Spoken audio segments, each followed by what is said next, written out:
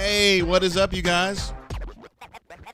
We have good things to discuss tonight from an Auburn perspective. Anyway, my name is Jay Tate, as you can see, and I'm the publisher/Commodore at auburnsports.com. We have much to discuss here on the Brain Drain tonight. The Auburn Tigers victorious 91-77 over the Ole Miss Rebels. A game that, I was really excited about. I have covered, I can't even imagine how many basketball games I've covered in my career because I covered my first game in 96. And I've covered a whole hell of a lot of Auburn and Kentucky games, and I was really legitimately excited for this game because Auburn crushed Ole Miss inside Neville maybe, 2 or 3 weeks ago. And Ole Miss is a good ball club. They're resilient. They've got some talent. Breakfield's a good player. Al's a good player. Murrell's a good player.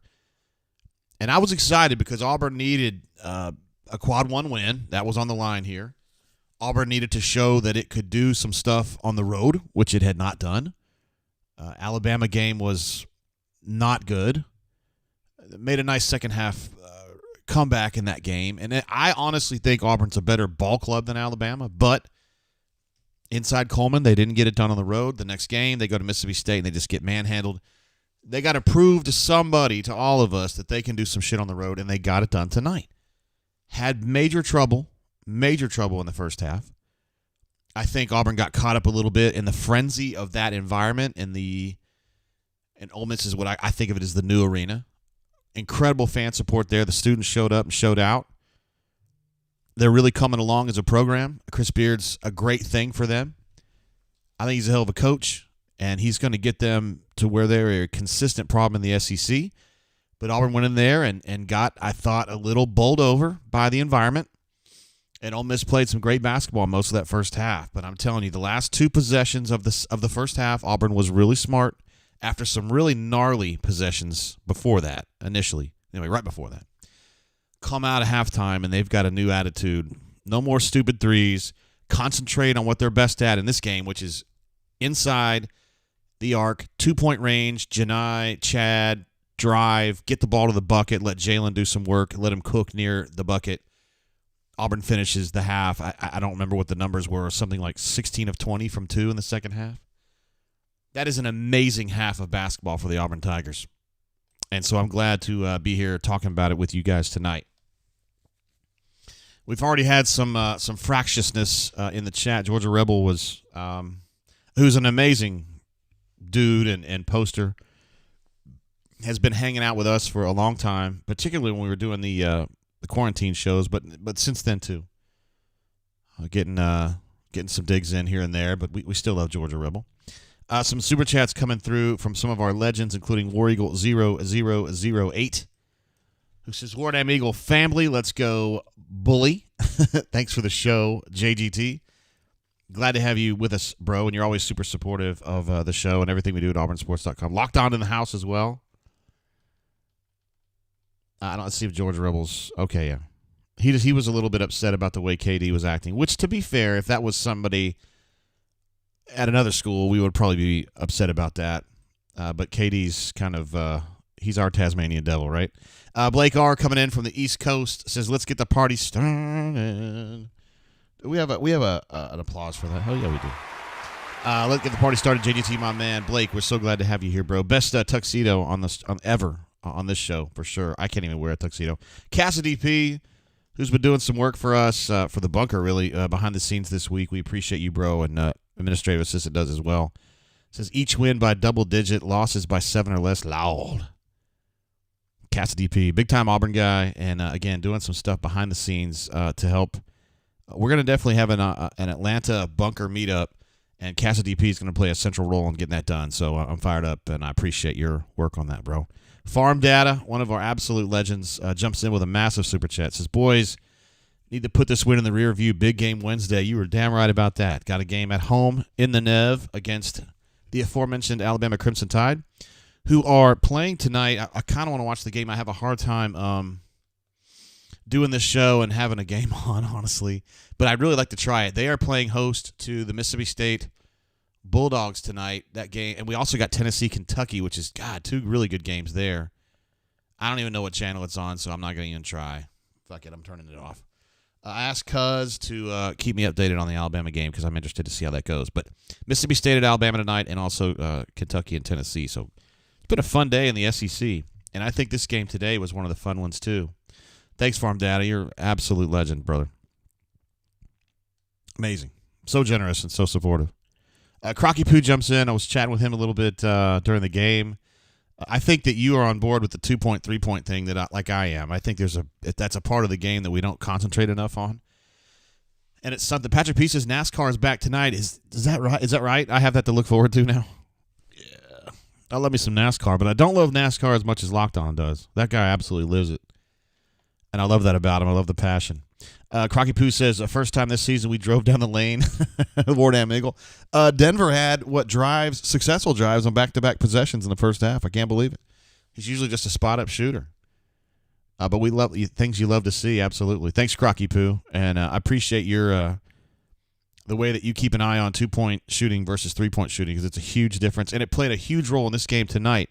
Over here on the right, the stats of note, AU had a season-best 25 assists. I think the record, for this year was 22, and that was with 5 minutes to go. Auburn was 17 of 22 from 2 in the second half. Now, if you recall, 15 of Auburn's first 22 shots in this game tonight, first half, were from 3. Completely warped concept of how Auburn needs to approach this game. Auburn is an okay 3-point shooting team. They are a very good 2-point shooting team. And you've got to keep that in mind every time you're attacking. I don't give a shit if you're at Ole Miss, if you're at Houston. You got to know who you are, and you got to attack that way. There could be some differences. You don't play every game the same. I understand that, but you can't get away from your core personality. And this ball club, their core personality is 2-point shooting. Jalen, Janai, Chad Baker-Mazara driving, stickbacks. That's something they do really well. So, first half, Auburn's shooting way too many threes. BP gets them together and says, knock that shit off. We're going to focus on getting the ball inside. Second half, 17 of 22 from 2. And I don't have the numbers right in front of me, but they shot well from 3 too. I put up a second half box on the bunker. It's on my thread with the final box, but it's the first post under that is just the second half box. In the second half alone, I'll tell you what, let's just switch over here to my basic workspace page right here, and you can look at this. God dang it. Come on, Jay. This is the second half box, so this is just for the second half. Look at this shit, you guys.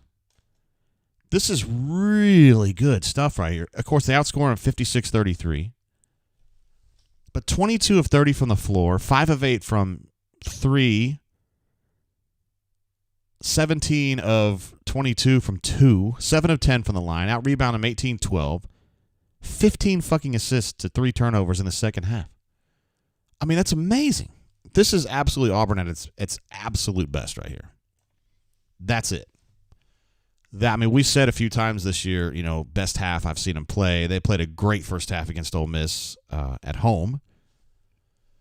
Was one that stuck out to me. I think they had a really good first half against LSU as well. But this right here, this is one I'm going to keep on my desktop because you got to hang that in the Louvre right there. That is how you play basketball, and that's how you turn around a game that didn't look very good in the first half. And we had some people on the bunker. The bunker can be a little reactionary. I think we would all agree. Even I'm guilty of that sometimes. Saw that first half or that first 10 minutes, and we're like, this team can't get even past the round of 32. And I'm like, calm yourself, man. This game isn't even it's barely a quarter over.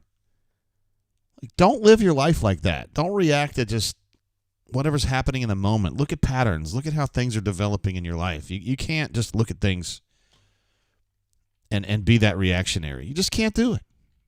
And you certainly can't do it with a game of basketball. These teams play 30, 33 games. You're building. You're constantly building. And this is a really big day for Auburn. This is one hell of a box score to post. You know what I mean? You talk about football, you put it on tape. This is what you put on tape today. And you're pretty damn happy with that. BP sounded really good. I had a chance to listen to the first couple questions that Andy asked him. And he sounded pretty enthused. I think the first thing he said, he was looking forward to going to church. And then he was complimenting Janai for being patient after he had a difficult start. I think he was 0 for 3 early in this game. How in the world can he be 0 for 3 to start and then he finishes 7? Oh, that's because it's the second half box. My bad.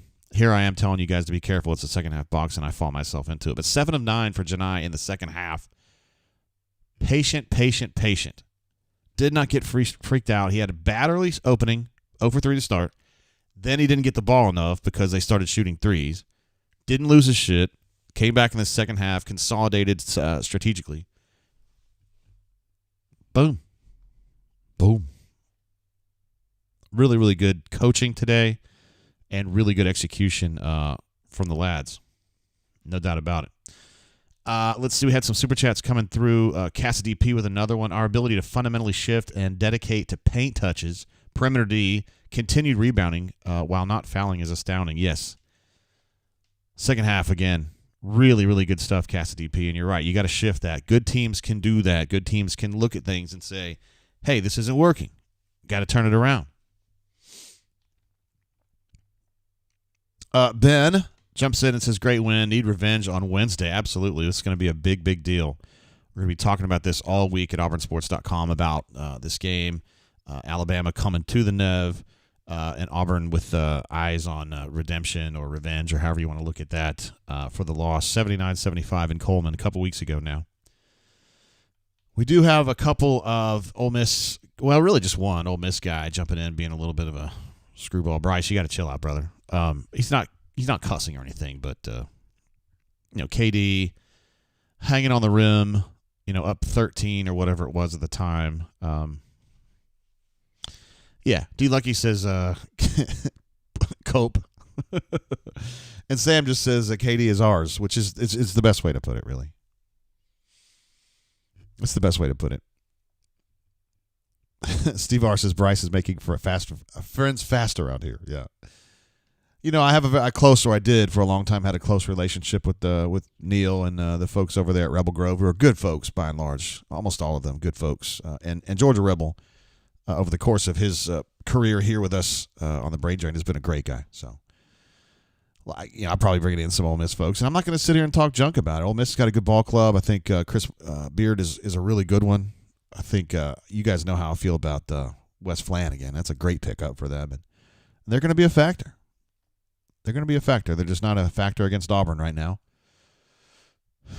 And they got pushed around in the Nev, and then they got second half bad on this one. Brandon H says get Neil on the horn. That would be the first time I've spoken to Neil in a year and a half. If we're going to do that. I don't think that's going to happen today. I'm so glad to see D Lucky's in the house. We love having D Lucky here, one of our absolute legends. Some more stats of note. Wow, 25 assists is amazing. 17 and 22 from 2. We talked about that during the second half. Plus 16 rebounds for this team is something that they haven't been doing well lately. I think they had gone like 4 of 5 SEC games they had been out-rebounded. They came back with a vengeance against Vanderbilt and won that rebounding battle. And then today, plus 16 probably is a better feat against Ole Miss because Vanderbilt's kind of bad and Ole Miss is not. So, that's good for them to get in there. And Chad was a big part of that. 9 rebounds for Chad Baker-Mazara. You don't necessarily think of him as being a great rebounder, but BP's been trying to condition his 2s and 3s to kind of get in there and rebound a little bit more. I know Denver had zero rebounds the other day, but he has been pushing those guys to do that. TPB jumps in and says, Chad Baker-Mazara led a players only at the halftime. Want to hear more about that, Ward and Eagle? I did not know about that. I guess BP talked about that postgame. Chad, I wouldn't necessarily think he would be the guy to do that. But that's good. He had a good game today. Big game to be a wing like he is, kind of a slashing wing, and then give you 9 rebounds is a huge day for him. What's up, Mobile alum? How you doing? Says, hey, JG, looking forward to the OBA get-together. That is going to be on April 11, I believe. We've got details at the top of the board at auburnsports.com. It's going to be, again, there at Orange Beach. One of our great posters, Chip, has got a spot out there on the peninsula, I guess you would call that. And we had an event there last year, which I was there. Mobile alum was there. Several other people. Hey, guys, let's chill out on this. Going back and forth in the chat. I know that Auburn won the game, and you Auburn folks should be very happy about that. Let's not Let's not say nasty stuff to our Ole Miss friends. I'll just have to ban them if they act a fool, but I haven't seen anybody do that yet. It's like Daniel D's back. Is that Dave Mustaine? I think I asked you this last time. You probably said yes. Definitely looks like Dave Mustaine. I went back and listened to their set at Woodstock 99 the other day. It was really good. They sounded great. Let's see. Solo Tigre adds some context to what they were saying earlier. Oh, I'm sorry, that TPB was talking about. Jay Will said postgame that Chad kicked all the coaches out and said we weren't doing what we did last week and that stuff had to change. That's great, if true. I mean, I'm sure it's true, but, like, was he prompted to do that or whatever? I don't know. T-Park jumps in. T-Park's been insanely supportive, both of this and also our bourbon show on Thursday nights. I appreciate you, T-Park. Says LFG, JGT, eyes, strong, clap, fire 100. I like all the emojis, my guy. Outstanding. Spicy Piece, his flan is so bad, LOL. Mobile, thank you, Mobile. The OBA event is on April 13. I said 11 earlier. It's going to be on a Saturday, so we will. He's got a spot there right on the peninsula, and we got a little dock, nice dock, fairly new dock. And I'll just kind of hang out and drink and eat and talk shit, and just kind of do what you would expect we'd be doing, as people at auburnsports.com. We were talking. I think it was Q6 was saying on the board, I hope that Flan doesn't, bow up in this game. This is when the game was still going, and it was kind of like, well, we've got a lot of data suggesting that he's not going to do that. Brandon H., I know you asked this earlier. I'll address it now. I talked over it. I'm sorry. He says, you and Neil have a falling out. I don't know if it's a falling out. He just basically stopped talking to me. This is a long time ago. This is last Thanksgiving, so like a year and a half ago or whatever. I don't know. I guess he just don't like me anymore.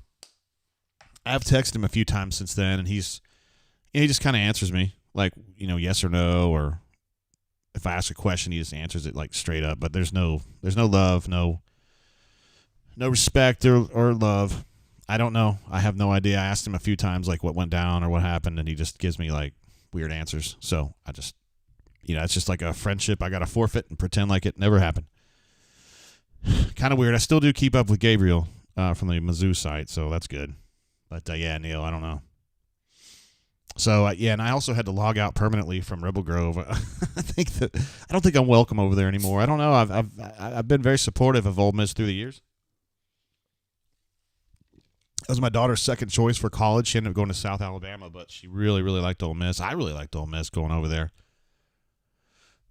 That was definitely far and away the best college visit we had was at Ole Miss. They really had their shit together in admissions and had really nice tours, and obviously the facilities at Ole Miss are great. So, I mean, I've always been a champion of Ole Miss, if anything. Now, you guys know I'm an Auburn guy. I mean, I run an Auburn website to talk about Auburn, so that's my primary concern. But I still say a lot of nice things about Ole Miss because it's a good place and good folks, man, good folks. But today, Auburn's a little bit better. Yeah. Farm Data says, yep, Flanagan is a dog. Miss him. Wes is going to be a much better coach once Al is done. I can understand what you're saying there. It's tough to coach your son, and he's done a skillful job of it, considering it's been a long time. I mean, Al's been playing 4 years here, then one more. Mobile alum, what's up, girl? Says, JJ think we'll beat Bama at home next week? Yes, I do. By the way, we got to get the victory chain out.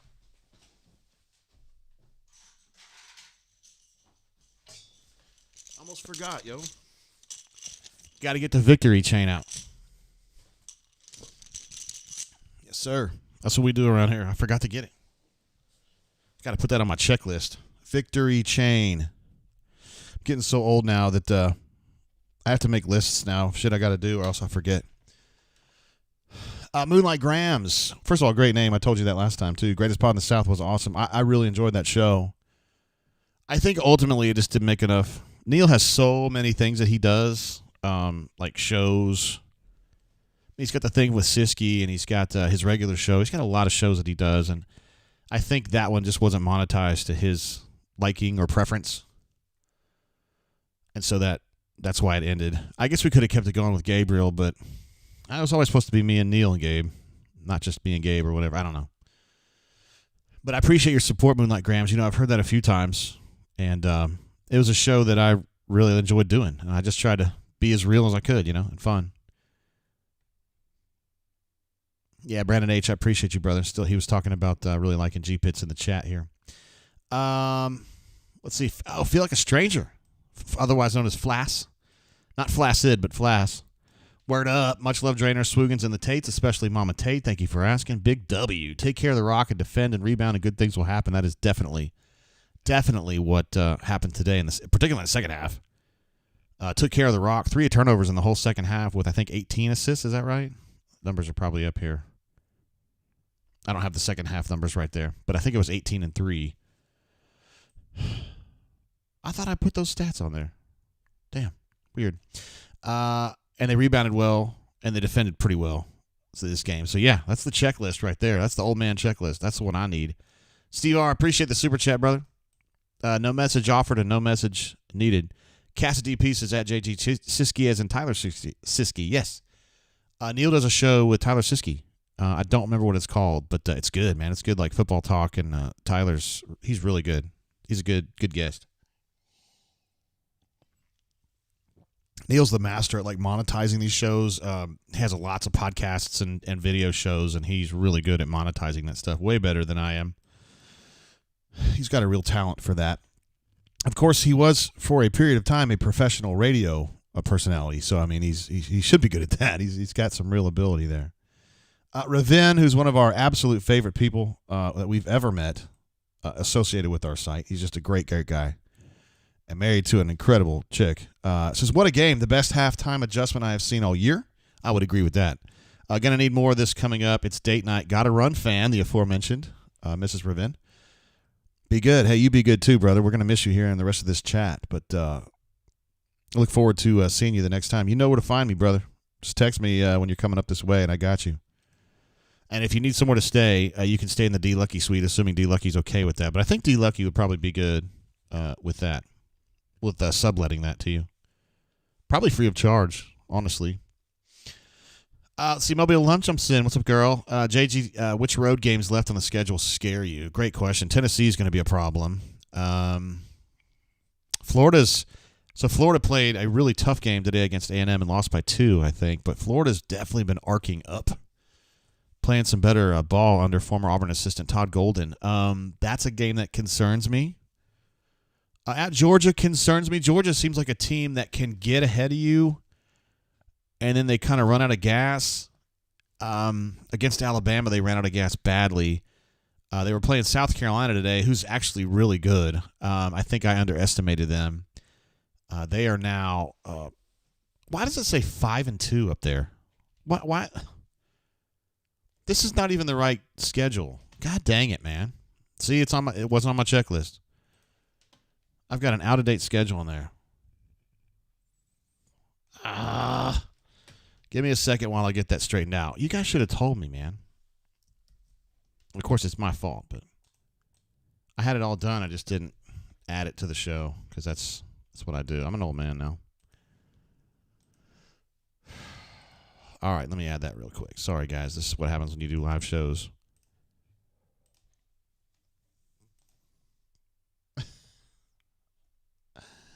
What? Did I not change the I'm doing this one. PNG. Sorry, guys. This is what live TV does to you sometimes, particularly when you're an old man like me. All right. There we go. There's the right schedule. Sorry, I thought I had the right one up there. Okay, now we're talking. Mobile alum. Okay, so at Florida's, that's going to be a challenge. At Georgia, I think that's one where you've just got to fight. I think you can beat Georgia if you just keep fighting, but they're getting better because they were ass last year. They're getting better. At Tennessee is going to be a problem no matter what. At Missouri, I just don't think that one would be a problem. So for me, it would probably be at Tennessee's the toughest one, then at Florida. Georgia's one where you just got to keep grinding because if you don't, they'll come back on you. They'll get far enough ahead where you just can't catch up. But Tennessee's good. They're a really good ball club. That wasn't a really insightful answer, was it? Because we know that. Sam H jumps in, says, how about the emergence of Denver? He is value added. Thanks for everything, Jay. Yeah, that's a great point about Denver. You see, he didn't do a lot in the second half. 3 points on 1 of 2. I can deal with that, actually. But his final tally is 11 points on 4 of 8, 2 of 5 from 3. Had 3 rebounds, which is better than the other day. Of course, 3 turnovers, not so great. But, yeah, you like to see it. I think he had 19 in the game the other night and 11 now. And I was talking about how I think it was in the big game wrap after the last game that if Denver just improves his 2-point shooting, doesn't have to be the 3-point shooting, 2-point shooting, he can become, a 12, 13-point-a-night guy, and I think that's kind of what you're seeing. Also, somebody mentioned earlier that Duke lost, which we are all heartbroken over, but aren't they playing North Carolina tonight?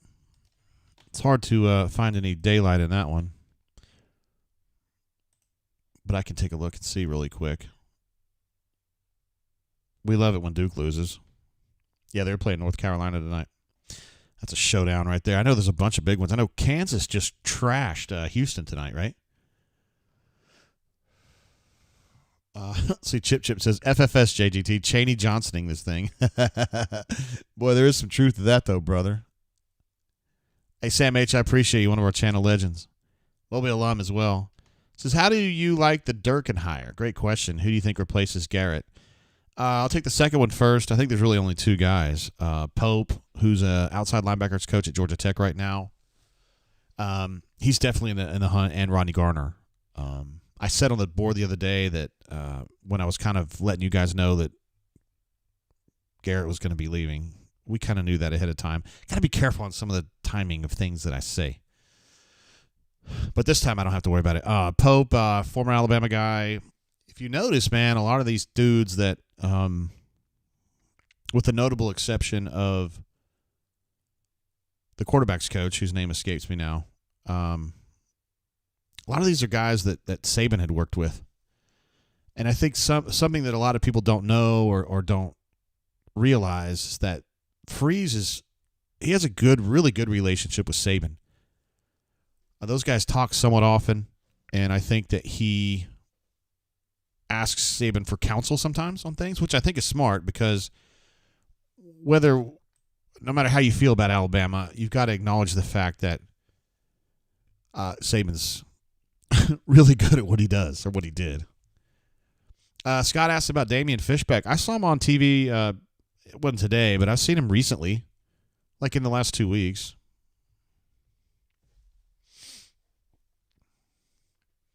Let's see. Georgia Rebel, I'm trying to keep up with what you're saying about Neal. Yeah. I did not know that. Obby61 says Pope is from Sylacauga. I really didn't know that. I know he had been at Memphis, and now he's at Georgia Tech, and I think he would walk to Auburn if he could get this job. So it's really going to be one of those two. As far as Durkin, I like Durkin. The thing at Maryland certainly was a stain on his CV, but I mean he has rebuilt himself or reinvented himself, however you want to look at it. With his time at Ole Miss, with his time at Florida, with his time at Texas A&M, he improved those defenses, all 3 of those defenses when he was there. And I think he'll do the same thing here. He's also a plus recruiter, which is something that Ron Roberts was not. So I think they upgraded at that position. I'll be curious to see, if he's looking, will enough time, if he does a great job at Auburn as a defensive coordinator, will he try to get a head coach job again? Are there schools that would take him as a head coach, considering what happened at Maryland? I don't know. I don't know. Sometimes people can get their careers resurrected, and then sometimes they don't. And I don't always understand why some work and some don't. I don't know. You were just saying, Georgia Rebel, that Neal doesn't really care about who wins. Now, I would agree with that. Neal definitely, that's definitely part of his thing. For sure. Chip asks, is Garner a good choice in the current NIL portal snowflake era? I'm sure I would phrase it that way. Seems like he will need the player that can take his coaching. Yeah, he is famously a very he coaches them hard. And I think that some kids really respond to that. Some kids don't. I think Rodney has a really good eye for talent. I don't necessarily know that he's the elite recruiter that he once was. Of course, he's getting older like all of us. But I think his eye for talent is exceptional. I think he can see a kid play for 10 minutes and know if that guy is good enough or not. He can talk to a kid for 5 minutes and know if he's got some of the intangibles that it takes. I mean, he was on Derek Brown so early. He was like a freshman in high school when Rodney was on him. And I can correctly, in my opinion, identified that Derek Brown was going to be an absolute stud. Of course, Derek Brown grew. He became a great player in high school. He was, I think we had him as a 4-star. Came to Auburn, played at, in my opinion, an All-American level. And if he hadn't been slowed down by the meniscus injury, he definitely would have been an actual All-American. And then he's been amazing in the NFL. So, you know, he is the son of a Armed Forces vet, and he can take Rodney Garner's coaching. Some kids can and some kids can't. It just kind of depends. As our society changes, I do wonder if Rodney's coaching flair maybe plays as well. But bottom line is he cranks out players, and that's an important part of it. So the DJ Durkin thing, I like it. I think he's an upgrade on what they had before, and I like Ron. I like my time. The time I spent with him, I thought he did a good job with Auburn's defense. But I just think he's not helpful recruiting, and he can be a little abrasive, although he's not the only one. Moby Lum jumps in. JG, are you going to be at A-Day? My daughter and I are probably going. I probably will be at A-Day. That's usually the one Auburn game I go to each year because we don't really do a brain drain for A-Day because it's kind of meaningless, right? So, yeah, I'll probably be there. I would imagine. Also, did you guys see where Gus was kind of subtweeting Lane Kiffin the other day? Lane Kiffin posted, Lane's great on Twitter, and he posted, I think he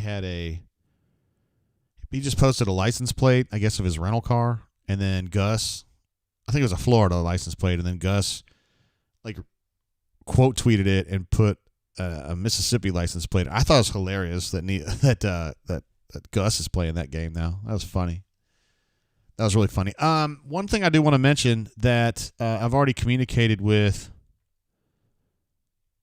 Anyway, Mobile, we got to get hooked up on that then.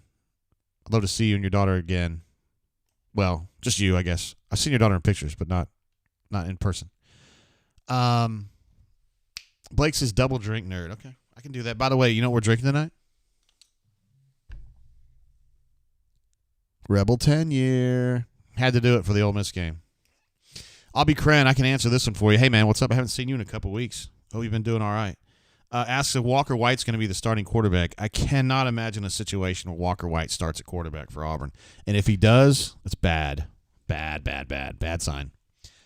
I mean, I think he's a terrific he's a good long-term prospect, maybe I should say, but he's not ready to be the quarterback at Auburn right now. He ain't that good. That's just my opinion, and we shall see. One of our favorites is here, Don Properdickin. We talk about this a lot, both here and on the channel that my wife and I do on Thursday nights. He's one of the great folks from a very, very celebrated family in southern Holland near Maastricht. Don Properdickin. I always appreciate the brain drain. Let me just give a clap for the Properdickin family. Many generations of successful and useful leadership down there in the southern part of Holland. I'm drinking the Rebel 10-year AU 256. I picked this bad boy up at the distillery at Lux Row on the Bluegrass Parkway, right across from the Bardstown Bourbon Company. And I like Lux Row products, which include this, Ezra. They have their own Lux Row brand, I guess, or Vertical Expression. I don't know. They're double-barreled. It's some of my favorite stuff you can get. And it's good stuff. Mobile Massive, I've seen the documentary called Neat. I have. I enjoyed it. The girl who was like the star of that documentary has long ago moved on from Castle and Key. I forgot where she is now. They ought to redo that like every 5 years because there's always new folks coming into the game. Chris Morris, who had been the master blender, master distiller, I guess, for Woodford and for all the Old Forester stuff, he moved on, and there's a gal that does it now, whose name Elizabeth McCall, I believe, is her name. So I'd like to hear more about her story. I know that I read a little bit about her, and I know she's a psychology graduate from Louisville, so that's close to my heart. I'm a psychology graduate from Transy and UK, so interesting to see that she's now the master distiller with a psychology degree. But, hey, you use psychology every day no matter what. Let's see. My man Cuzzo, I told him to keep me updated on the Alabama game. He said after 10 minutes, Alabama leads 2. Alabama goes on a nice run and now leads 23-16 with 8 to go in the first half. So I appreciate you, bro, for keeping me updated on that. Hey, Nate, my hand, what's up? LFGJG, second half domination. I love to see that. Appreciate you, brother. And Tennessee up 6 on UK at halftime. Wow. I did promise you guys, I told you guys earlier, I communicated with J-Head. We definitely want to get him on the horn. So let's go ahead and get him on the horn now. Absolutely love talking to J-Head. And he is so gracious. He gives us time like every single week. And we can talk to him about some of this football stuff. And also, I know he loves talking basketball too. So particularly after a dub.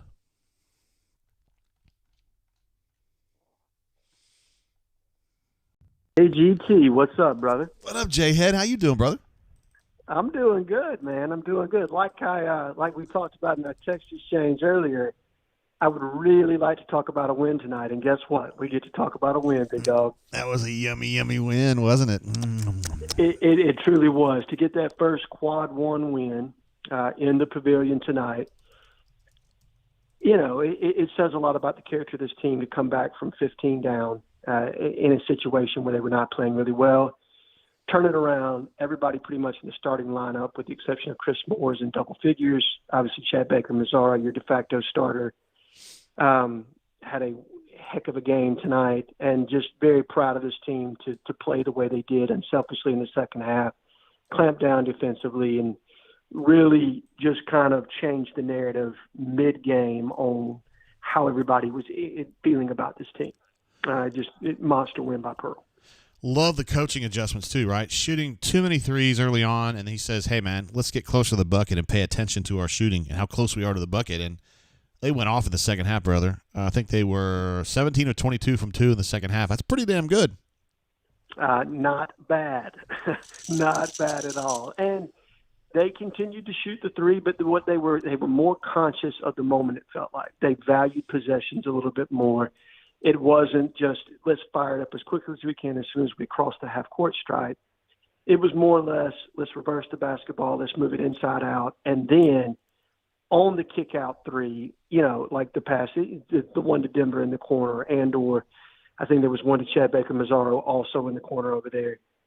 They were well-timed, inside-out three-point shots. So, again, valuing the basketball, being unselfish, like you said, taking it forcing Ole Miss to be uncomfortable a little bit because they were just taking it to the rim. I mean, look, they've got two fantastic shot blockers in Musa Cisse and obviously Jamarian Sharp, but Auburn played right there at the rim with them and forced them to, to get at him.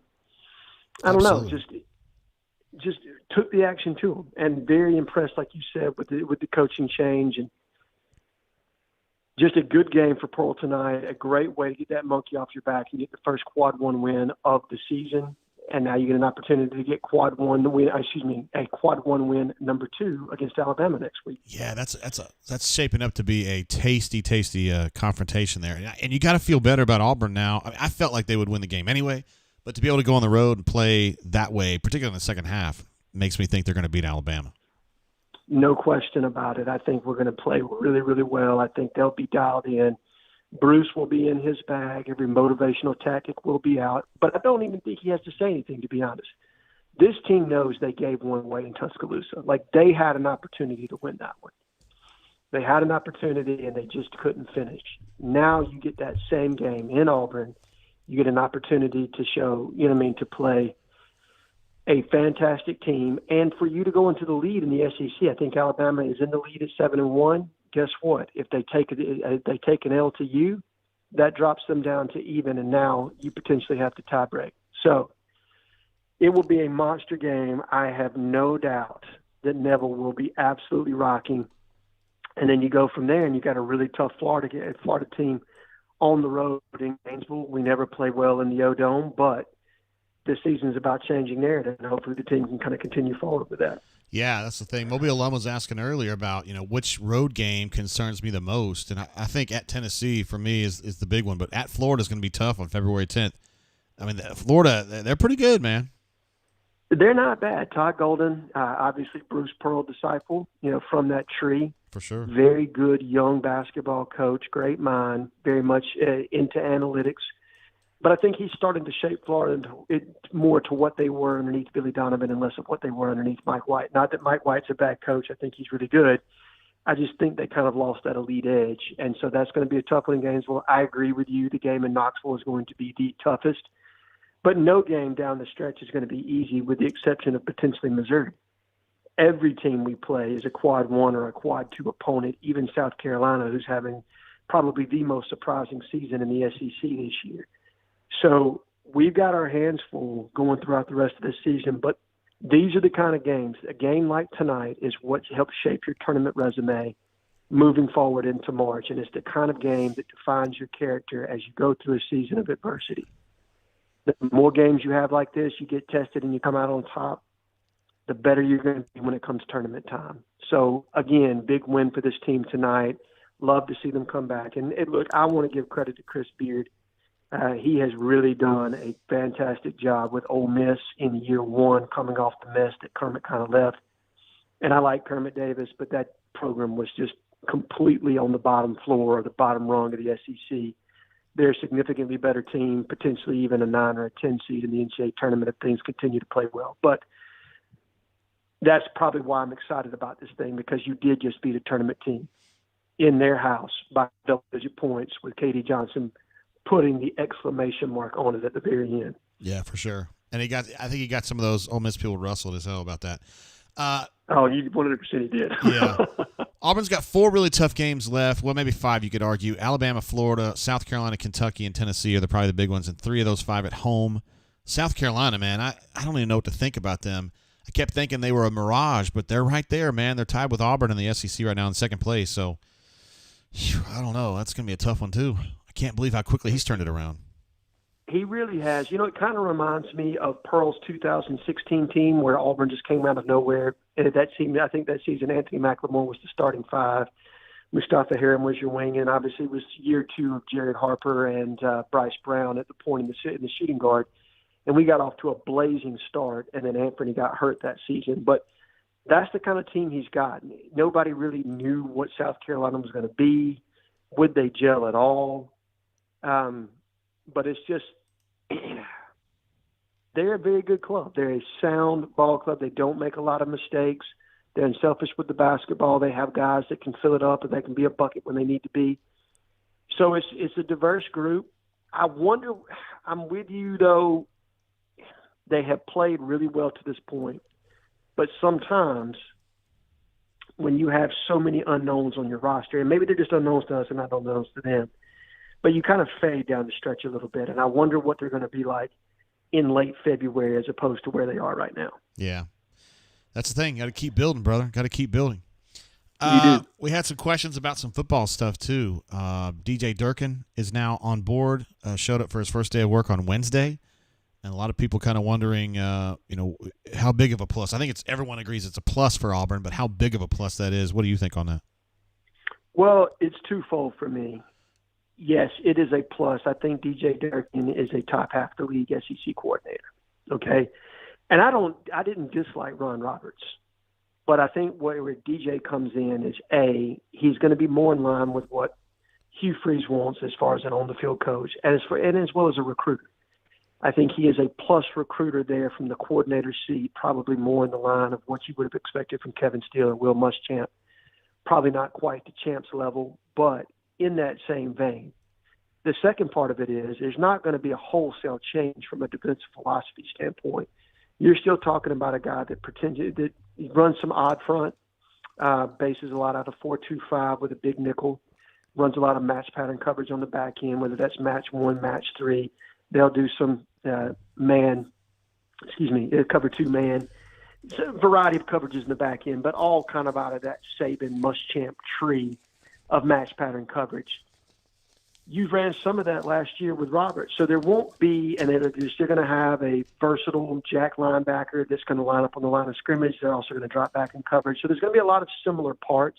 It's not going to be like a wholesale change. So for me, I think that is a win, because if you continue to change defenses and confuse kids, it makes them play slower. And in year two, you really don't want to take a step backwards. You want to kind of continue to take that step forward. So I think that was a win. And then I think obviously the bonus here is just Charles Kelly and what he brings from a coverage standpoint to the back end. Being able to marry somebody up, DJ Durkin, same family, they speak the same language, with a guy the caliber of Charles Kelly in the back end. I think you're getting the best of both worlds. So from that standpoint, I think it is a much needed step forward on your defensive coaching staff in year two. And then we're also talking about he's still got one search to go with Jeremy Garrett. Hasn't officially left yet. In fact, he was actually recruiting on behalf of Auburn today at one of their junior days, but will be going to the Jacksonville Jaguars. And then it's going to be, I was telling folks earlier, I think it's going to either be Pope or Rodney Garner. And I know you kind of made a case on the bunker the other day about Pope and just kind of maybe letting people know who he is. There's been some negative talk about him on the board saying, well, he got fired at Memphis or whatever. I don't think that's true. Regardless, he's at Georgia Tech right now, and he's somebody that Nick Saban has a very, very high opinion of, and I think that carries a lot of weight with you. Well, and I can squash him getting fired thing right now. He didn't get fired. He resigned to take a job at Georgia Tech. Georgia Tech's in the Power 5 in the ACC. Memphis is, an American team. So he wasn't fired. He took a promotion. But regardless of that, yes, I think those are the two. I think they're also going to kick they're going to kick the tires on Trey Scott over at UGA because of the relationship that Hugh has with him, being his former GA at Arkansas State as well as Ole Miss, cutting his teeth underneath Chris Kiffin, who obviously Hugh Freeze has a ton of respect for. But Trey Scott walking away from UGA in the shape he's got that room for a lateral move is just probably not going to happen. So now we're back to the two candidates that you just mentioned in Rodney Garner, who's obviously got a resume that not a lot of defensive line coaches have and the number of players that he's put in the NFL. But he is a little bit older at the age of 57. Does Rodney want to grind on the trail the way that he used to? I'm not talking about his ability to evaluate. And I heard you earlier. I think he is elite at the evaluation part of this and knowing what kind of player he needs. But is he willing to grind it out the way you have to sometimes? Because where Rodney has done well, I mean, nobody can argue with his resume in the past. This past year, he suffered some losses on the recruiting trail that typically he wins. And is that an aberration, or is that kind of, is that the way things are going to start to shape moving forward? I don't know. And the only person that is going to know that is Hugh Freeze when he sits down and with an interview with him to see how much juice Rodney has left in the tank. Yeah. The other person, like you said, is Kyle Pope. Cut his teeth underneath Nick Saban and Bo Davis. Bo Davis is probably 1B. If I'm talking about elite defensive line coaches in the last 20 years, I put Rodney Garner and Bo Davis in the same sentence. I think the world of both of those guys. But Kyle Pope is the guy that Bo Davis thinks a lot of. He's a guy that Nick Saban thinks a lot of. He coached with Hugh Freeze at Liberty and then was at Memphis for 4 years before taking the promotion to Georgia Tech. And the way I see him is a guy that could potentially be Rodney Garner 25 years ago when he first took that job at UGA. You didn't know what Rodney was going to be at that point. I see Kyle very much the same way. He obviously, and for those that don't know, his brother is the wide receivers coach at Tennessee. They've got football in their blood. They're both fantastic people and fantastic coaches. And I think Auburn would be blessed to land either one. It's just who does Hugh feel most comfortable with? My intel says Kyle's very much in it, but again, I know that Rodney Garner has a lot of support at Auburn, and he has a resume that would be hard to turn down. So I don't think either choice could be bad. That's for sure. Yeah, it's tough because JG has done such a good job with the defensive line. He's a huge plus on the recruiting trail. I mean, he's just a dynamo, and that's why the Jags want him. You coach up your guys to get them better jobs. You want them to more closely realize what they want to be. And I think, there's people on the board that are like, God, how could Hugh let this happen? And I'm like, this is exactly what Hugh wants to happen. I mean, you got to get your guys better and moving up. You want to get your guys hired. That's part of that means you're doing a good job as a manager. Correct. And first of all, it's not letting it happen. When a guy takes a promotion to the NFL, that is a life-changing move for them, and that's something that should be celebrated. You're going to be one of the top 32 defensive line coaches in the entire world, okay? There are 32 NFL defensive line coaching jobs. 32. They don't just give those out to bums. You know what I mean? Those are the elite of the elite. And now Jeremy Garrett is a part of that. And you're right. Just speaking to the caliber of the individual that he is, to be on campus today recruiting, knowing that he's already taken another job in Jacksonville, he could have easily not been there today and just asked Vontrell Williams to cover everything on his own. Not one person would have bitched at him about it, would they? No, not one person. But he still showed up. He still showed up. Still showed up to assuage any fears that any prospect might have about who's going to be replacing him in the direction of Auburn football moving forward. You know who that sounds like to me? J-Head. No, you're that kind of guy. You are. So. Well, I appreciate you saying that, JG. I do. But I just think the world of Jeremy Garrett, and I think Hugh Freeze. I think what people should take comfort in as far as this transition goes is Hugh Freeze identified Jeremy Garrett this time last year, and obviously even before that at Liberty, when no one knew who he was. Absolutely. And I can remember people on the board screaming that we need somebody with more accolades, we need a better resume, who is this guy, so on and so forth. And people made a lot of those kind of assertions with regard to Josh Aldridge and several others. Fast forward a year from now, you see what kind of recruiter Josh Aldridge was. You see what kind of recruiter and mentor and defensive line coach Jeremy Garrett is and how he's valued by the people.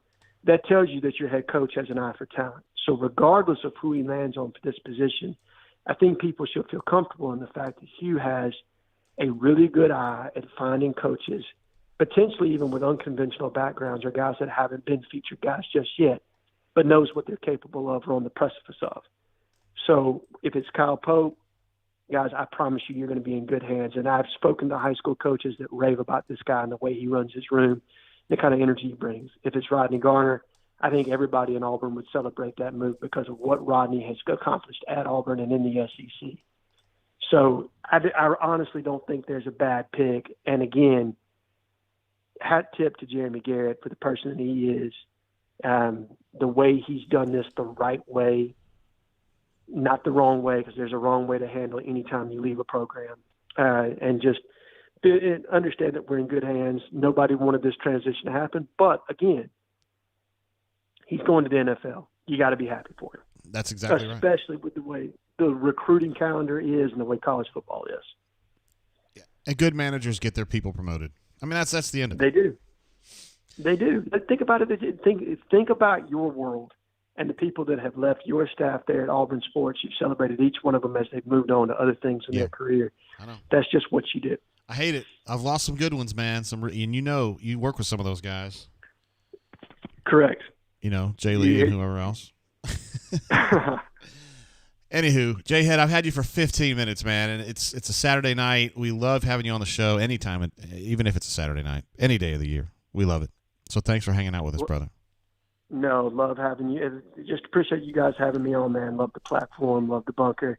Hope you and the administrative assistant have a wonderful night, brother. All right, love you, man. Bye. Love you too, buddy. Bye.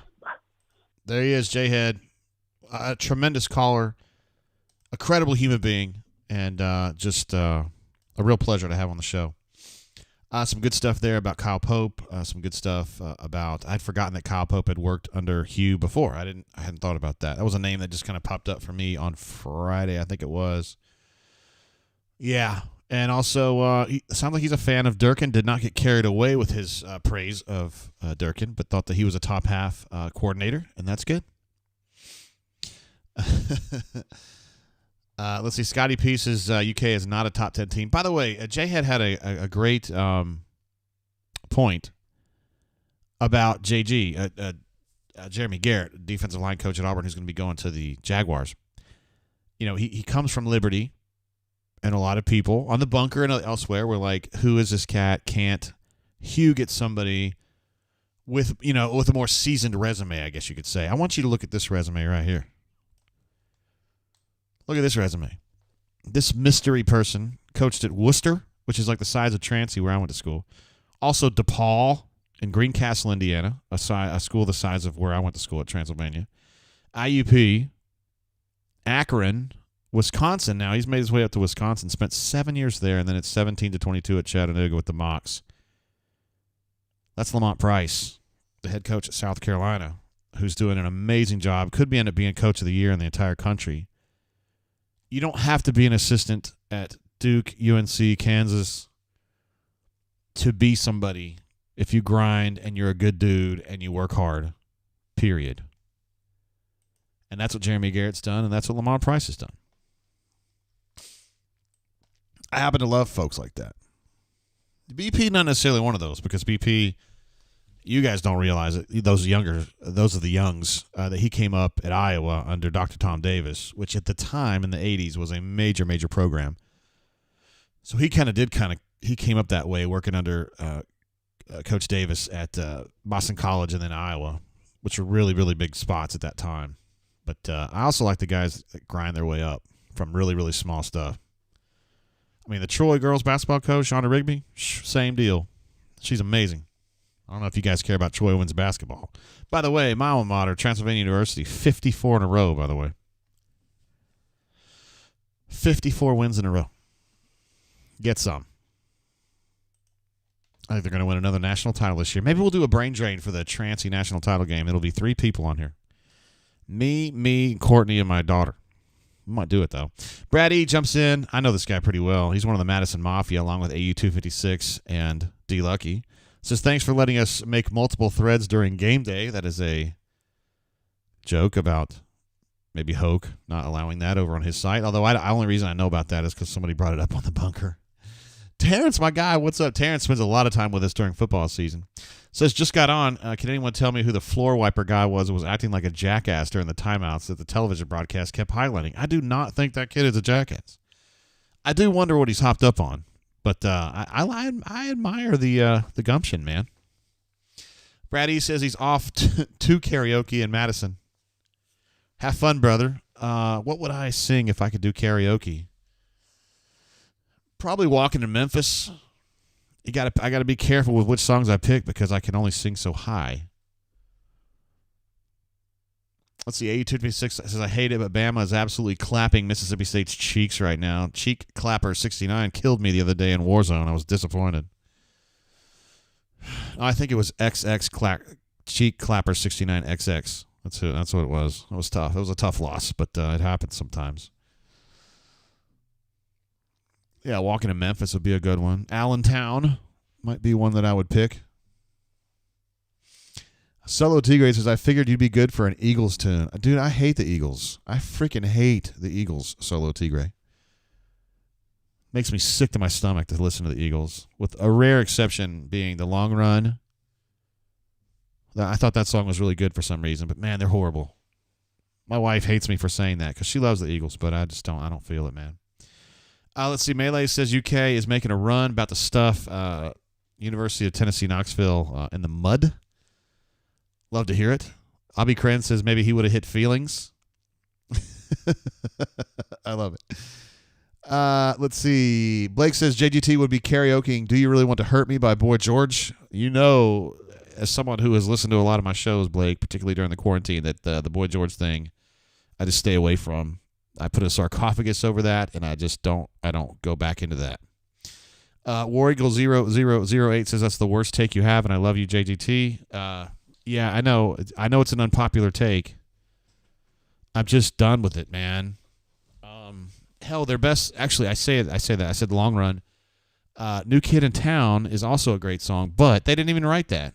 J.D. Souther wrote that song for them. In fact, I could make an argument that the Eagles got a lot of mileage off of J.D. Souther without ever giving him credit. I've heard Don Henley say in concert, well, he's the 5th Eagle or whatever, or the 6th Eagle, or however many fuckers are in that group. I mean, at least I respect him enough to know who's in the Eagles. I mean, it's Glenn Fry. Well, it was Glenn Fry. Don Henley, Randy Meisner, Timothy B. Schmidt, and that weird guy, Joe Walsh. See, I got it. Steve R. says, toast to Carl Weathers. Raider Nation, stand up. Former Raider Carl Weathers played linebacker for the Raiders. Also became Apollo Creed. And Action Jackson is my man Corey was getting on me for last night. War Eagle 0008 says, however, our love for Nirvana, I do love Nirvana. Yes, I do. Every time we go somewhere and you got one of these guitar guys playing, whatever he's making, playing like fucking Violent Femmes or whatever, I always say, I'll tip you $10 if you play Rape Me, and they never play it. Most of the time they don't even know the song, but then the one time the guy did know the song, he's like, I'm not singing that. I was like, it's not even about rape. It's a metaphorical thing. It's about the people that said bad things about him in Rolling Stone magazine. Anyway, Mobile Lump says Hotel California. I think I've just heard it too many times. I'm just not feeling it. But I'm not going to sit here and crap on them. I mean, they're in the Hall of Fame, so that's that. Let's see. Sam H says, what about Running on Empty? Now, I do like Running on Empty. That is by Jackson Browne. And Take It Easy might be the worst one. Like, that's horrible. Peaceful Easy Feeling's the worst one. Horrible. Seven Bridges Road, which is a reference to a place in Montgomery, and I should love that. That's also awful. Mobile Lump says, saw the original Eagles live in Biloxi in 2000. Awesome. I bet it was awesome because the other folks there were cool. Scott Blank says, rebounding was a big part of the win. Hell yeah, it was. Plus 16 rebounding today. I would argue, Scott, that the best thing that they did in the second half was pass. And Jay had said this. I better change this up here because he's not on the horn anymore. Jay had mentioned this on his call, valuing possessions. That is something that Joe Ciampi used to talk about a lot when he was coaching. Value possessions. You've got to value possessions, and Auburn did that. Final two possessions of the first half, they did that, and then all the way through the second half, and that was the difference in the game. But on top of that, the passing was really sharp. And I think you're right. The attention to rebounding was clutch, particularly Chad Baker-Mazara getting 9 rebounds from the wing position is huge. So, yeah. War Eagle 0008 says, love will keep us alive. Good God, man, that's a bad song. I'm sorry with you on this, dude. I'm not trying to – I don't like being crossways of y'all. Y'all are good folks. I know a lot of you in real life, but I just can't do that. You got look at it this way. What are my favorite artists? Depeche Mode, Rush, Steel Panther, Chromeo, The Killers. Like, it doesn't really remind me of the Eagles. I don't think I'm really in that vertical. Then listen to some old Motley Crue, like Looks That Kill kind of stuff. Smoking in the Boys' Room, House of Pain stuff. Not the group, but the record. Sam H says that one-handed bounce pass by CBM was NBA-like. Those of you who watch the show know that my wife, a.k.a. administrative assistant, loves a bounce pass. And I could hear her hollering downstairs when that one came off. Did an amazing job at that. Flat picking, etc. says, loved KD's tech at the end. That was definitely a divisive moment in the game. I think the Ole Miss fans did not appreciate that. The argument could be made that it was a little classless. I mean, you're up so much in that game. Just dunk it and move on, But it's KD. And, KD's an Auburn guy. And we like Auburn, so we just go that way. Mobile Lum says, speak at JG Violent Femmes. I know 2 songs by them. And I like, I know 3. And I like them all. But, I don't know. Get like the song where they count. Blister in the Sun. What's the one? I know them if I heard them. And then they sang one at Woodstock called Gone Baby Gone. It was good. I had never heard that one before. Bunker Mulligan, what's up, man? I love that handle. It's a great way to go about what you're doing. And I appreciate you on the bunker, bro. Aiden tried one long pass to Dylan, which is a bad idea, right? And I thought Bruce was going to have an aneurysm. They definitely have had some talks about valuing the ball in fast breaks. You're right. BP lost his mind because he's been accentuating this, and then Aiden just had that look of resignation, like, fuck, and immediately switched him out for Trey. That's what happens, man. Flat Picking said about KD, loves the energy, though. Yeah. I mean, and it's KD. It's KD being KD, and, he got his technical and just kind of went on about his business. He was a proper criminal about that, and I appreciate that as someone who who runs a message board and has to deal with people that get a little upset sometimes. I feel like a stranger, who we also call Flass sometimes, Flas. It's been a great night, and I really hate the freaking Eagles, man. There's a Big Lebowski fan as well. Can we talk about CBM kicking the coaches out at halftime and inspiring the team? Yeah, that'd be huge. I need to hear more about this story. Chip Chip says they might be Giants' flood album. Chip Chip is, I really dig Chip Chip's musical verticals, I think. He's a big Weezer guy like I am. Weezer's one I didn't mention earlier. He also likes Ween. He likes, he's going to see that group out of Oklahoma City. Sings about the robots. Hold on, man. Yoshimi Battles the Pink Robots was their big record. They also sang a song called She Don't Use Jelly. Flaming Lips. He's going to go see the Flaming Lips.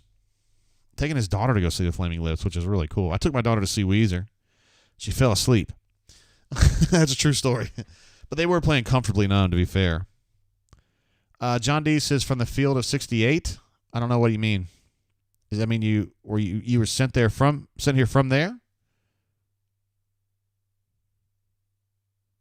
Oh, they were talking about this on the field of 68, which is Rob Doster, who's on the field of 68. He's awesome. I really like that guy. Kind of weird that I don't know if you guys were paying attention on Twitter. Him and Goodman got into it a little bit this last week. It was kind of weird. But because I like both of those guys. Feel Like a Stranger says Ween. Yes, I did. That is actually Chip got me on them a little bit. D Lucky says first half we were lazy AF. I don't necessarily look at it as lazy, but I know what you're talking about, D Lucky. You're just kind of going through the motions, which maybe is equivalent to lazy. Lazy to me means not even trying, and I think they were trying. I think they just kind of get in these. I like to refer to it as a mental cul-de-sac because I do that myself in my own life. Like you just kind of get in these rhythms and behavioral expectations, and you're like, well, we're going to go out there, we're going to pass it around, we're going to jack up some threes. You know, that's what they were doing, and they were going to get run out of the building had they kept doing that, and so they switched it. Mobile alum asking about Chicago before Peter Cetera. That's going back. Wasn't he with them all along until Chicago 17? Or am I wrong on that? I always thought he was a founding member, and then he bounced after Chicago 17 in like 85. Yeah, Scott, last name redacted, says Jalen said on the radio that that's what CBM had done. Yeah, it just doesn't sound in character of CBM to me. But I mean, listen, I'm not telling Jalen he's lying. So if that's the story, that's the story. I just feel like I know BP well enough that he would. I'm saying we ought to consider the concept that BP would have orchestrated something like that for the sole purpose of getting them motivated. They may have thought, hey, man, they've heard me bitch about this 40 times. Maybe they need to hear it from somebody else, you know, and then had CBM do it because he's a guy that people listen to. I'm just saying. I mean, that's something that I would think about. Mobile Lem says, I thought he joined later. I mean, I'm not going to do this right now on the Wikipedia, but I thought he was straight up in there. Goose Flat asks about news on the Ryan Williams visit. If you're talking about the one from like a month and a half ago, I guess it went well. He was never expected to be here this weekend, and I don't think he's here this weekend. So I don't really know what to tell you about that one, brother. War Eagle 0008 says, y'all also Foo fans. I am not, but I respect them a lot. I really like their, well, I shouldn't say their. I respected his first album. Loved I'll Stick Around, which I still listen to. Big Me. But I just don't like Stacked Actors is a great song by them, and I don't like it. I feel the same way about Pearl Jam. I don't listen to them. A Mobile alum doesn't like the 80s Chicago stuff. It got a little formulaic when David Foster got involved. That was the deal there.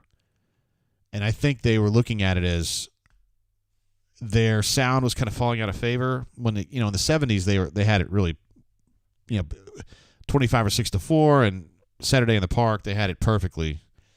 And then as music got a little more flashy and synthesizer-y, they didn't go that direction, and I think David Foster helped them get popped up a little bit, and they got better. And she updates us to say that Tennessee is up 4 on Kentucky at halftime. God bless, 46-42 at half. Lots of defense being played tonight, I see. Jackson S. jumps in. What's up, my G? What a game. I'm heavily invested now. The SEC is a race between Alabama, Auburn, Tennessee, and South Carolina. It sure looks that way. Keys for whipping Bama's ass. If we lose, I'll be dangerous. Or damn.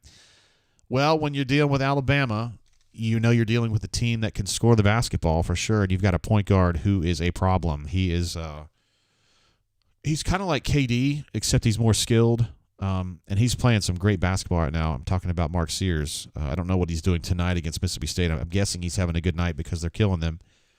A kid from Muscle Shoals who started out his career at Ohio, so I'm a big fan of that he kind of fought his way into the big stage, and he plays great. He played great in the Auburn game, a couple weeks ago. So you've got to find a way to get in front of them. I think Auburn lost that game, honestly, because they let the white guy, whose name I think is Grant Nelson, they kind of let him get away from them in the second half, and he torched them for like 14 or 16 points after halftime. That's something they're going to have to fix in the second game for sure. But Alabama's all about scoring, and you just have to get in front of them, and you've got to rebound, and you've got to pay attention on every possession. I think if Auburn values possessions and keeps the stickbacks limited, really pay attention to defensive rebounding, I think they can win that game by double digits. I think Auburn's better than Alabama.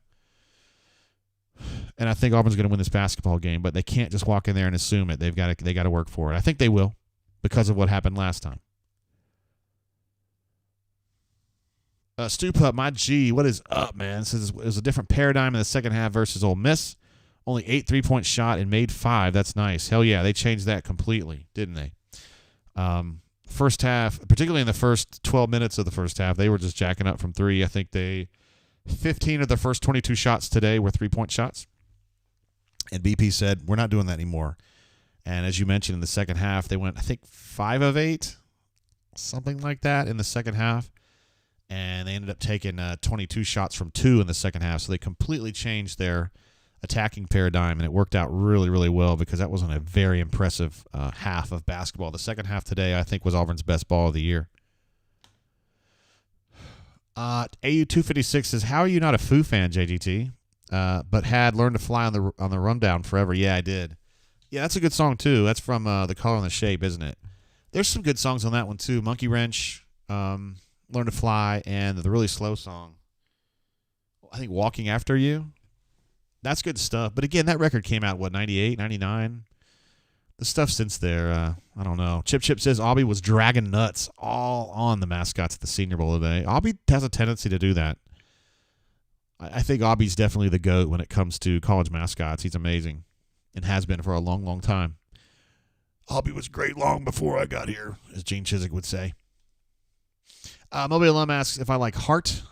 Before they got poppy in the 80s, they were amazing. Yeah, that is a group that had really 2 different eras, right? You had kind of like the grungy rock and roll era of the 70s, like Barracuda, Crazy on You, and then you had like the poppy stuff like Alone and what was that? These Dreams and stuff like that. Yeah, I respect those girls a lot. I think in the 70s, it's really hard to be a girl to break through, or girls in that case, 2 sisters, to break through in a industry that was completely controlled by men. So I give them tons and tons and tons of respect.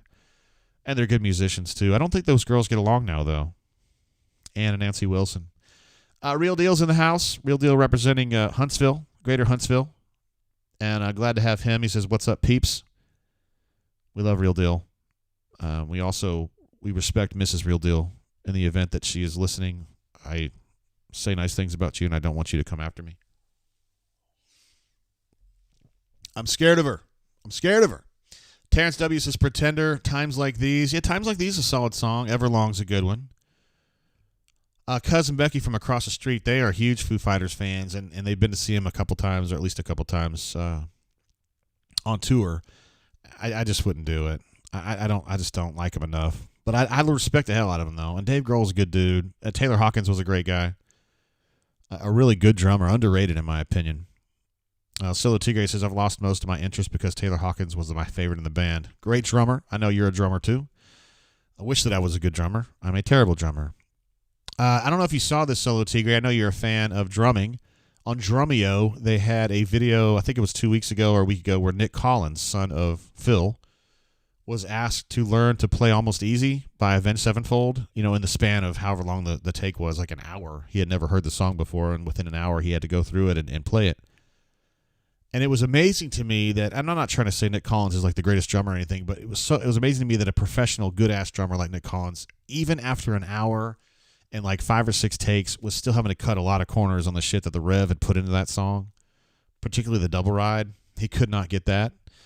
And some of the double bass he was having a hard time with. It was amazing how many corners had to be cut there. So I love those Dromeo videos. Really, really good stuff. Mobile Alum asks what I think about the girls basketball team. Yeah, they're definitely better. They got beat the other day by South Carolina, and South Carolina is, obviously the class of college basketball right now. They only lost by like 20, which really isn't that bad to a team that's so good like South Carolina. So, I think Auburn's probably just a little bit on the bottom half of the middle group in the SEC, which is better than they've been. So, slow and steady progress. I just wonder when Honesty leaves, what the plan is to fill that hole, because Honesty Scott Grayson is really good.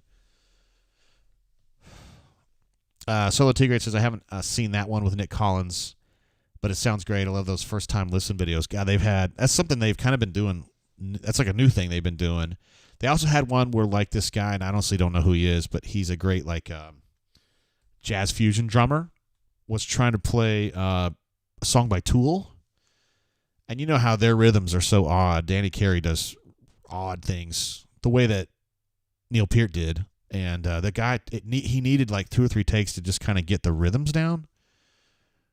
The way they changed time so much. And once he did, you could just see this look of satisfaction on his face that he had finally gotten the groove down. It was really, I love those. Those are amazing. I love those sequences.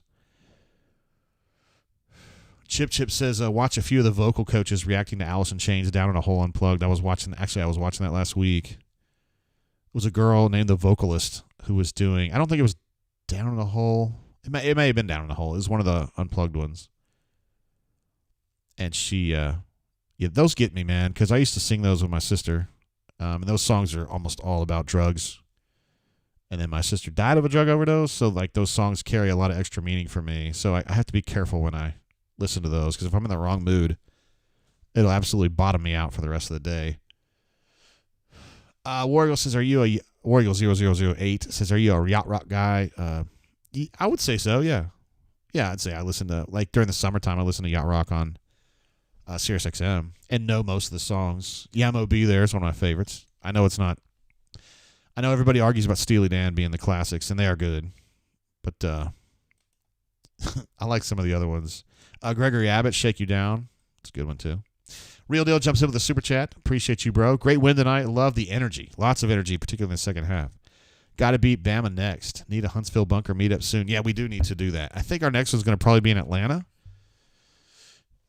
But I can almost guarantee that I will have probably a Madison, because I'm part of the Madison Mafia. But we'd like to do something up there. Courtney goes up there somewhat often for company work. And since it's the time of year when I can go with her a little bit, because it's not football season, I'll probably slide up there and we can kind of meet up, even if it's just, like 10 of us. We'll get the group together, you, me, East, D Lucky, AU 256, whoever else. Go over to the Nook and do our thing. I feel like a stranger says AIC was one of the GOATs. Love some Lane. His mom is super cool. Yeah, she's still out there championing him, and I really like that about her. Yeah, Lane Staley, of course, the lead singer of AIC, passed away from a heroin overdose. Well, he just kind of wasted away, honestly. You could throw that on a bunch of different things. I think it was just sadness. Chip says, come to Orange Beach and challenge JGT and Mrs. Chip to an 80s music knowledge test. Yes, Chip's wife is good at that. I would say, so the all-stars of all time, because I feel like I have really good 80s knowledge. I'm really good. Becky from across the street's really good. Jason Caldwell from Inside the Auburn Tigers or Auburn Undercover is really good. And Mrs. Chip is also really, really good. Those are probably the 4 best I've ever encountered in my life at knowing 80s stuff. So someday maybe we'll make some money off that. I don't know. Be a good way to do it. Pretty excited. I'm bullish. Excuse me. I'm bullish on this team, on this Auburn team. I think they're going to come out and they're going to do some damage in the Alabama game. I really do. I think they're going to be motivated, and I think they're going to do it. The second half of the schedule ain't easy. At Florida, at Tennessee, got to go to Georgia. Still got to play South Carolina, who's been playing great basketball. By the way, I had the standings up earlier while we were on the horn with Jay Head. These are live as it stands right this minute. And it looks like Alabama's going to probably go to 8-1, so they're going to be still have a hold on first place by one game with Auburn and South Carolina in tow right there. Tennessee in a battle right now with Kentucky to kind of fight for who's going to be right behind Auburn and South Carolina. So this is starting to look like, to me, more or less the hierarchy right now. I know we got a long way to go, and there will be some teams that strengthen and some that fade. As far as teams that I think have fade ability, I think Ole Miss has some of that. And I think South Carolina's got some fade ability. I think Alabama, Auburn, Tennessee, and Kentucky are the four that you feel like could win this league this year. I think Florida's on the come up. I'm not sure they can get up that high. They could finish third. And I think that Todd Golden is really showing that he's the real deal. A&M, to me, is just don't have enough players. LSU didn't have enough players. Georgia's making progress quickly. Mississippi State is getting better slowly. They're a very physical ball club right now. Arkansas has fallen off. And then Vanderbilt, Missouri went head-to-head today with Vanderbilt beating Missouri. A battle of, Courtney was saying, a battle for the bottom. And Missouri lost that one. So Missouri thought they had recruited really well is the thing, and I guess not quite good enough, huh? Let's see, Chip says y'all probably have his wife beat on the really obscure stuff. I'm not sure that I know the really obscure stuff. But if it was on the countdown, even if it was like at number 38, I can probably help. I could probably get something going on there. Look at that. Feel Like a Stranger says Nancy, who is Lane Staley's mom, spoke to our treatment program we were running a few years ago. Amazing, not a dry eye. God, I can't imagine. Maybe I'll Google that. Maybe she's got something on YouTube. AU 256, great question. How did we lose to this Mississippi State team? They're about to be 3-6 in league play and look terrible. So, first things first, that was on the road, and Auburn, until tonight, really had not played well on the road at all. Second of all, Mississippi State is an extremely physical ball club, and Auburn, that's a team where you've got to go into the game saying, okay, I'm going to focus. All of us are going to focus on rebounding and getting position to get the ball.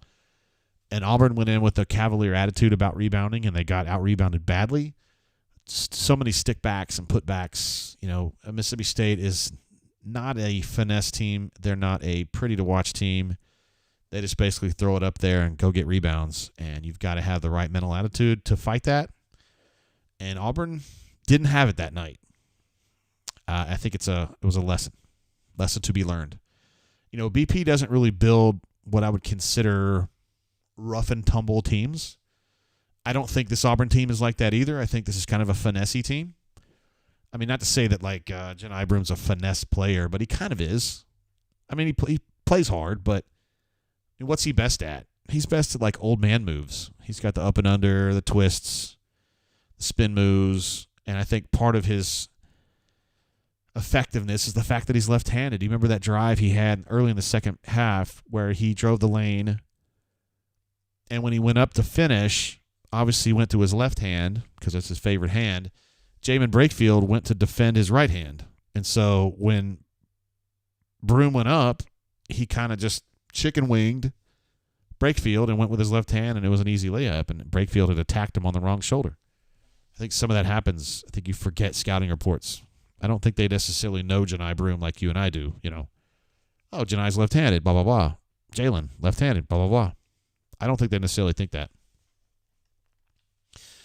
Sam H. talks about the alleged story about the Arkansas players. I don't know, man. I just kind of follow Auburn. I've heard that talk, though, but I don't know if that's true or not. Remember AU 256, one other thing about that Mississippi State thing. It's about matchups. Auburn's got a certain DNA. Mississippi State's got a certain DNA, and sometimes things can be really tough depending on the matchups. Terrence says, JGT, even Cardwell isn't what I would call a bruiser either. I agree. He's kind of fashioned himself a little bit as a bruiser. Like, he's been more physical this year compared to others. But you're right. He's not what I would call a traditional banger or bruiser. I don't know what this... In our group chat, Caleb just said that Auburn lost a 25 commit. I'm kind of on the air, so I don't know which one he's talking about. But big if true. Definitely put it that way. Chip says Broom goes the way Auburn sends him. When Auburn runs the offense through him, he shines. He really does. Kanuman is over there. He and Pocket are over at the game. Hello from the Oxford Chevron Chicken on a Stick location. I have been there. I have a picture of me and Maddie when she was on her college trip to Ole Miss, eating chicken on a stick at that Chevron, which was really damn good. Hope you guys have fun over there. A lot of fun times to be had. Terrence says one of his biggest strengths, talking about Dylan, is the way he runs the floor. He plays with a lot of enthusiasm, doesn't he? He's also can be turnover prone, which was the biggest problem with him earlier in his career, and I think he was probably doing that a little bit tonight. Let me see. That's the second half numbers. Let me see what Dylan's final line here was. 0 points, 0 of 1 shooting, 2 boards, 1 assist, 0 turnovers. So, not bad. I swear I remember him having a turnover. He just didn't really factor in too much. 15 minutes tonight. Janai ends up with 25. I love fighting with people on the board that say, well, they got to play Janai more. I said, Janai plays 24 minutes, and that's that. And they always say, well, he needs to play more. I said, that's not part of the deal. He played 25 tonight. This is exactly what he averages. Played a little bit more that one night when Dylan had 4 fouls in 5 minutes, but normally that's not the way it goes. Bo knows. What up, bro? He says K Reddick to UCF. There it is. So Reddick. Gus comes in and says, yeah, excuse me. I think I want to get him, please. That's a very interesting thing there. Sam H says Dylan has no post moves. I mean, yeah. Yeah. It's also interesting. Moonlight Graham says, Jay, what is your take on the NCAA investigation with Tennessee? There was revelations that came out earlier in the week that Tennessee was under investigation for NIL issues. I believe A&M is also under the microscope for this. And I don't think that it is a happenstance or serendipity that the SEC and the Big Ten announced on Friday that they were going to have a joint meeting to kind of sit down and talk about some issues relating to governance and what's best for these student athletes. I think that's the first step. Well, you could argue the second step toward what I think is going to be this major paradigm change in administration of college athletics. I think ultimately the SEC and the Big Ten will take over and essentially secede from the NCAA and run things on their own. So I think the Tennessee situation will be a flashpoint, a major flashpoint in the history of college athletics, because I think this is where you kind of put your foot down and you start going a different direction. I mean, for the SEC to the Big Ten to actually formally announce that they're going to start doing that, I mean, that's seditious in a way. Of course, I applaud it. We all think the NCAA has been, at worst, demonic. Ron Polk would certainly have you believe that it's demonic. And I think on the best end, you could say that they're just clumsy. But I think the NCAA has gotten away from what it was supposed to be, what it maybe was in the 70s and 80s. And I think now they have focused more on process than they do on making the right decision about things. And Sam H says, did you hear Steele talk about the NCAA? I did not. However, I'm friends with Kevin Steele, and I have spoken with him about the NCAA several times. I'm familiar with his opinion on it. Kevin's a lot of fun to talk to. He's a very animated and energetic person, and of course he has very strong opinions about things. Kevin's one of my favorite people to have covered. He's giving me hell a little bit. I've never really taken too much shit off Will. Will's the same way, but he doesn't get on my ass as much as Kevin does. Kevin thinks that some of the things I write are not good. But that's okay. That's okay. I probably wouldn't like some of the things that he would write if he was writing. Yeah. Chip says NCAA is breathing its dying breaths. I agree. I think that they have really failed themselves big time in light of the NIL era here, and without giving anyone it's like they don't want to talk to you about what you should be doing. They just want to talk about how they're going to bust you for fucking up, and that just reminds me of bad parenting. When you're going to get on your kid's ass for messing up, but you don't show them how to do it the right way. That's on you. That's not a problem with them. If they don't know what to do or how to handle something, that's on you. That's how I feel about it anyway. Cuz just texted to say Alabama's up, I think he said 25 right now. Up 25 points with 15 minutes to go. So I think we can go ahead and feel like they're going to get that W and maintain their lead in the SEC race at 8-1. But they do have a game at Neville Arena on Wednesday at 6:30, and that could potentially change things a little bit atop the SEC standings. Be curious to see what South Carolina's got coming up, because they're a factor as well. And I don't want to. By the way, I want to mention when J-Head was talking about BP's team that came out of nowhere, he said 16. It was actually the 18 season. Yeah, Auburn was about 10-2 in the SEC, and then they went to South Carolina, and that's when Anthony broke his ankle or his leg, and shit got bad after that. It was weird to think that Anthony was such a central component of what they were doing. He just had a very special role as a pick-and-roll roller spot-up guy. And when they lost him, they lost that, and it just hurt him really, really bad. 2018. All right, South Carolina right now. 19-3 overall, 7-2 in the league. They've got home against Ole Miss, home against Vanderbilt, at Auburn. They've got home LSU, at Mississippi State, at Texas A&M back-to-back. They'll probably lose one of those. Home against the Gators, home against the Vols, at Mississippi State. So that's really not a tough-ass schedule, with the exception of at Auburn and at Ole Miss. Yeah. And I don't know how they match up with Mississippi State. I've not seen South Carolina play this year, so I'm so tripped out, though. I mentioned this to somebody else, that B.J. Mack plays for them, and the transfer from Wofford. And when I was a kid, when I was covering Kentucky, their point guard was B.J. Mackey. Not related, of course, but it trips me out.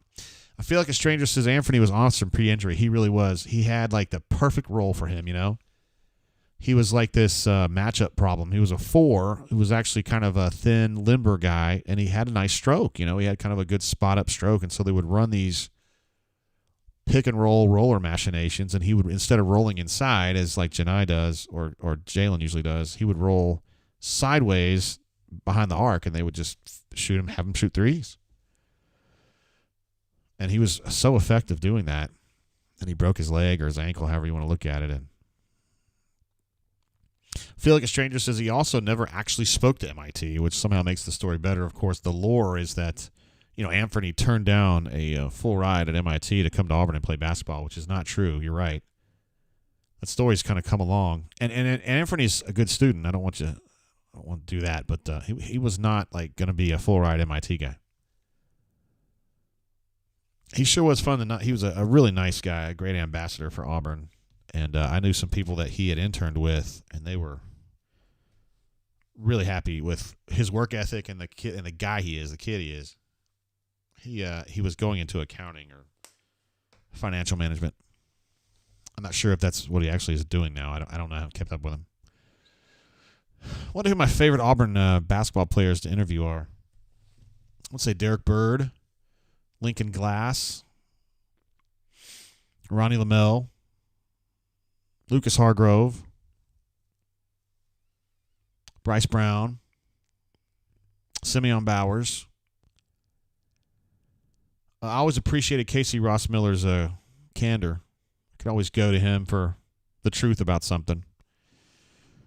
Who on that 99 team? David Robinson? Not David Robinson. David. Super Crib. David Hamilton. I like David Hamilton. He called me big money. I used to be really fat back then. I'm only like moderately fat now. I weighed 315 pounds when I was covering them back in the day. He called me big money, and he asked me to call him Deuce Deuce in print. I was like, man, I don't know if I can do that.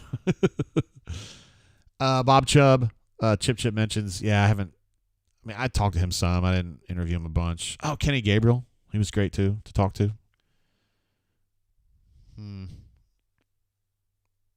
got some good ones on this team, too. I like Chad. I like Trey. Yeah, Doc. I like Doc more. I've had more conversations with Doc after he left Auburn than I did when he was at Auburn. He goes by Julius now. And he's great, man. He's good people, man. Really, really good. He was living such a weird life at that time. Scotty P, for sure, Feel Like a Stranger. I actually got to see him. It's probably been 10 years now, maybe 8 years. It wasn't long before COVID. It was the last year. No, it was the first year in the new arena. And Scotty P was up at a game and came by and say what's up. It was a real pleasure. He was a really professional player to talk to. Mobile alum updating us. Tennessee is up 57-47 on Kentucky. Now, this would be, as someone who was a graduate of Kentucky and who covered Kentucky for a couple years in the 90s and went to a lot of UK games as a fan prior to that, they're not going to take well to losing this game because that would be back-to-back, having lost at home to Florida in overtime, and then if they lost this one too, a two-loss stretch for Kentucky is never tolerated, period. AU256 will never forget Ant repeating for Chuma right before hitting those clutch free throws in the 19 tournament. Man, that 19 tournament was something else, wasn't it? Feel Like a Stranger from Roswell, Georgia, Scotty P. That's exactly right. Sure is. And his best friend, Abe Smith. Number 40. Number 1 in your hearts, but number 40 in your program. He actually had to fill in for Chris Porter when Chris Porter got suspended while they were playing at Florida. That was going to be this huge game, and Chris got taken off the practice court. I remember I was there with Courtney, and she said, why are they taking Chris Porter off the practice court like that? It looks really weird. And I was like, yeah, it did look weird. And I didn't really think anything of it. This is long before internet was a big deal. And then he didn't show up the next day, and I was like, uh-oh. Those were the days. Chip says Tennessee is good. They are good, but they also have some weird losses, man. I mean, when they lose spectacularly. They lost at Mississippi State in a game, again, physicality. And they lost at home the other day to South Carolina, 63-59. Now, I did not expect that at all. I thought they would win by 10. But when they lose, it's usually to a good team. I think we all agree that South Carolina is good. Mississippi State's, they're just a matchup problem. And they've also lost to North Carolina, Kansas, and Purdue. I mean, shit. Ain't nothing wrong with that. War Eagle 0008 says Chris Porter, what a player. Still the bounciest, possibly most athletic player I've ever covered. He would have been a really good player in whatever sport he wanted to play, whether it be badminton, fencing. He was just a gifted ass athlete. So bouncy, so quick. I feel like a stranger says watching the 99-2000 team beat Kentucky was my best sports moment while a student. Boy, that was a big game at that time. Kentucky was so larger than life at that point, you know. They had won national titles in 96 and 98. And they were kind of transitioning away from Pitino and onto Tubby Smith. He won the national title in 98, but he was doing it with Pitino's players. So in 99 and then 2000, they still had a lot of Pitino studs, including Tayshaun Prince and Patrick Sparks, and it was a big deal. Auburn was still kind of on the come up there. So yeah. Terrence says Chris Porter's contribution to our defense is undervalued. He was so bouncy, such a threat. Not necessarily tall, but he had a good understanding of how to block a shot. His timing was really good, and he was obviously very, very bouncy. I feel like a stranger says Dickie V was there. That's absolutely true.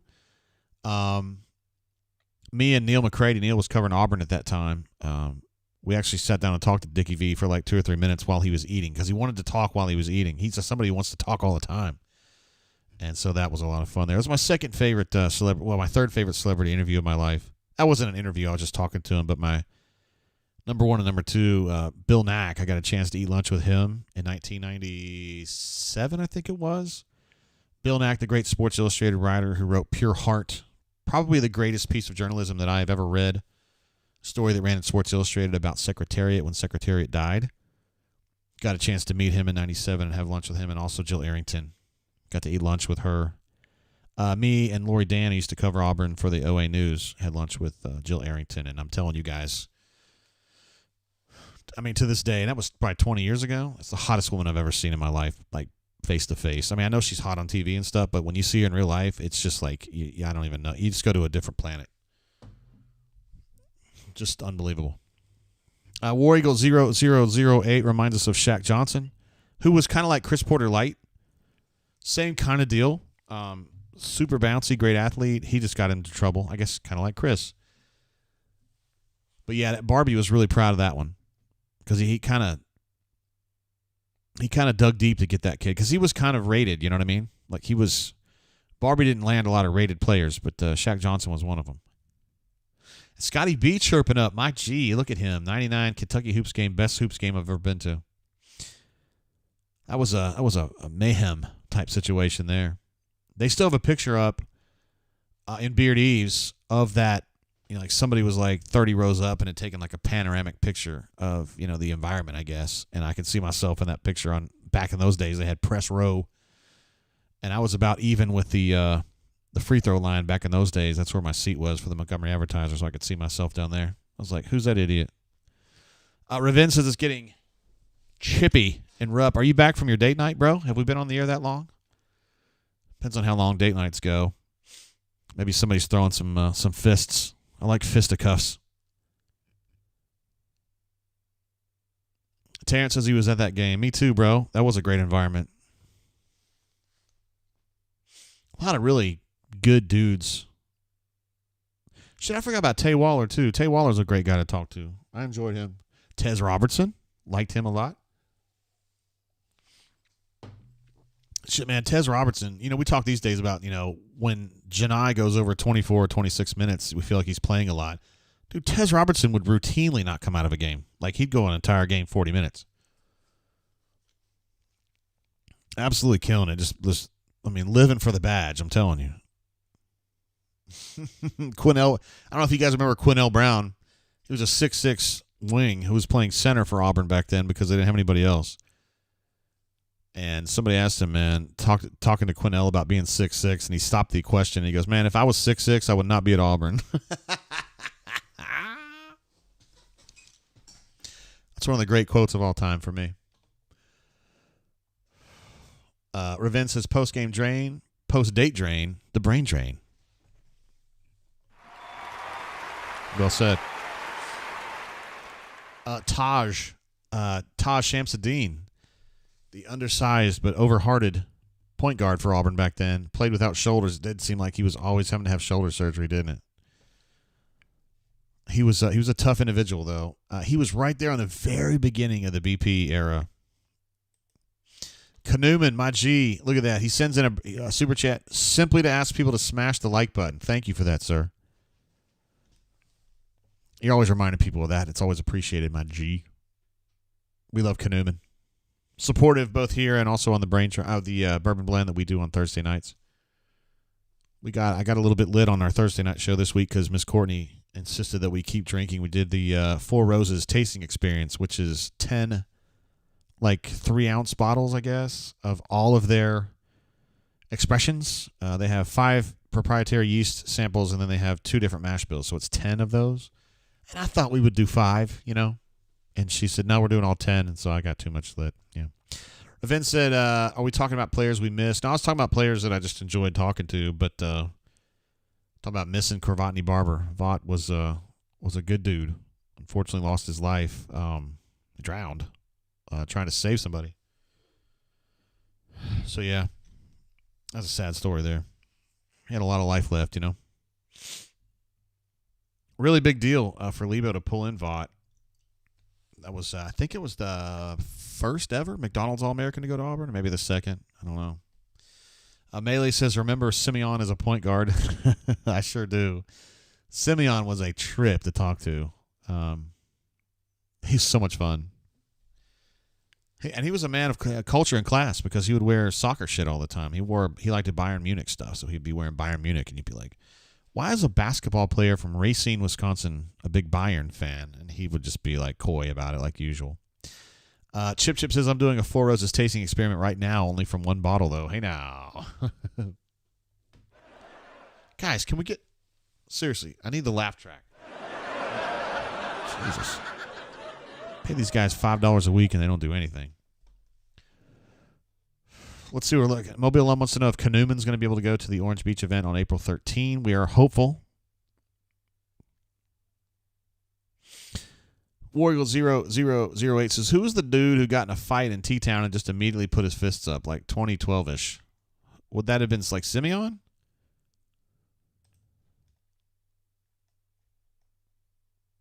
I'm on the wrong page here. I was trying to see who would have been playing back then. Varese. Varese would have been a fighter back in those days.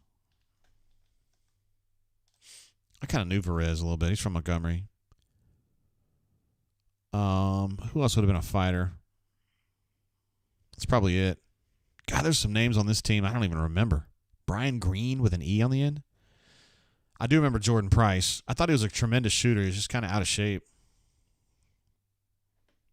Chris Denson. Surely it was Varese, right? He seemed like a scrapper. AU256 says, other than quarterback, what's the biggest story headed into spring ball in a few weeks? Well, for me, it'd be probably the coaching changes. We've got a lot of new coaches. Second of all, it would probably be about... Good question. Probably for me, it would be about some of these transfers, I guess. You got the kid from Texas who's going to be playing safety. And Jordan Granger. Is that who it was? Yeah, Jordan is from Florissant, Missouri. I think people in Florissant, Missouri stand on business, man. For sure. Jordan's actually a great guy. Great guy. I need to include him when I talk about my favorite players because I probably sat down. I probably spent more time talking to him than probably just about any player, with the exception of David Hamilton. I had like a kind of a kinship with him because I was from San Diego and he was from Central Los Angeles, I guess, and we kind of bonded over that a little bit. Mobile Alum says, JG, how's Mama Tate? Thank you for asking, young lady. She's doing okay. She's in assisted living. She's stable. She never goes to the hospital anymore, so that's good. She really just kind of watches reruns of Guy Fieri shows all day, eats lunch, eats dinner, and goes to bed. Like, that's her life. And it makes me sad sometimes because I wouldn't want to live that life. But she doesn't really strike me as, like, being miserable or sad beyond just regular. I don't know. She's got, like, girlfriends there, obviously. 19 of the 20 people she's around are girls, and so they just kind of hang out a little bit, I guess. Anywho, AJ says, I'm 42 minutes behind. That's interesting. You're like time shifted. I love it. Talking about rock music, I will once again recommend Spirit Box for music recommendations. Has screamo moments, but the lead singer is an Auburn fan. She moved to Canada young. Spirit Box. All right, I'm writing it down. By the way, if you guys want to hang out with me at a rock concert, I will be going to Steel Panther.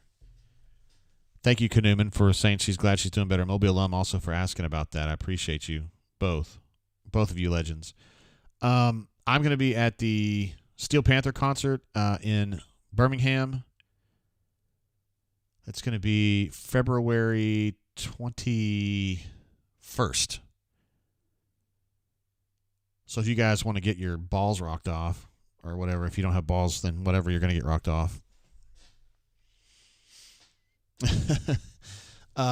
Chris M, number 19, says, YouTube is being weird and not letting me super chat, so I'll slip you a 20 in Orange Beach. How about we just have a few drinks, bro? How about that?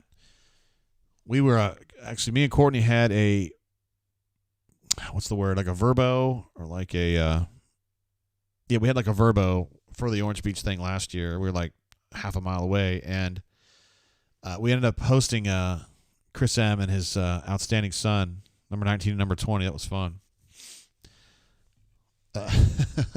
Chris Simon had a great rally, though, at the last Orange Beach event, and I expect to see more of him this time. Terrence says Steel Panther greater than Sex Panther. What is it, like 50% of the time it works every time or whatever? Steel Panther is like this, they're kind of like a gag band, I guess. They're like hair metal. They're like kind of, it's a send-up of hair metal of the 80s. They dress like that, like for effect. And their songs are all about like getting laid and doing drugs and getting high and getting drunk and stuff like that. It's just a lot. It's just a good time. I think this will be my 4th time seeing them. And I wear like a headband, like a bandana. I wear I Love Hot Moms t-shirt. I mean, I fit right in. I feel like it's my people, you know. It's definitely my scene. I feel really comfortable at a Steel Panther concert. Probably the most comfortable I feel anywhere. I just feel like those are my people and that's my music. And yeah. And the girls that would be there are probably going to be the kind of girls that I would like. You know, they're not stuck up and they're not taking themselves too seriously. I mean, shit. Courtney and Maddie went to the last one we went to at Soul Kitchen in Mobile. They were trying to get Maddie to take her top off, and that just wasn't going to happen. Eddie J, we talked about this a little bit earlier, but Kay Reddick flipped from Auburn to UCF. You can probably thank new cornerbacks coach Trevon Reed, who is now at UCF, for this one. Yeah, I'm kind of live on the air right now, so I can't really dig into it at the moment, but I'd like to learn a little bit more about that flip. Sometimes we'll just see how it goes. Melee says, I thought Steel Panther was a Christian band. They are like the antithesis of that. Although they're not antithesis. I just would say they're not. They may in fact be Christians, but they don't sing about that, no. I mean, they sing a song called Gang Bang at the Old Folks Home. I mean, I don't know if the Bible really expressly addresses that, but it's probably not something that would be in keeping with Jesus' teachings. Probably not. Although it goes deeper than that, right? I'm not trying to preach here. I'm just saying. We could have a conversation about that sometime if there's another pandemic. We had a lot of nights where I just kind of rambled on here at night. Just having fun, you know, chatting it up. Gals we adore. Whatever else we were talking about. I had to go back and watch some of those shows. Eddie J says it's on UCF's X page. Yeah, I mean, they're going to promote that for sure. I just, I don't know. Let's see. I didn't know. Whatever I've done, whatever we did during the pandemic, I've erased it from my,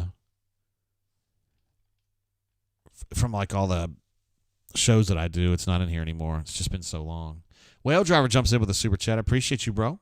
Better late than never. War Damn Eagle. Y'all give you an applause for that. Thank you, Whale D, for coming in. I didn't think it was a whale's dick, honey. It's from Weird Science. War Eagle 0008 says pandemic chats are pretty great, honestly. They were. They were really fun, man. I mean, we were all just kind of stuck and unsure of what was going to happen, and there was a point there really early on when I was scared. I thought I was going to die or whatever, like just the first week or whatever. And then I realized that probably wasn't going to happen.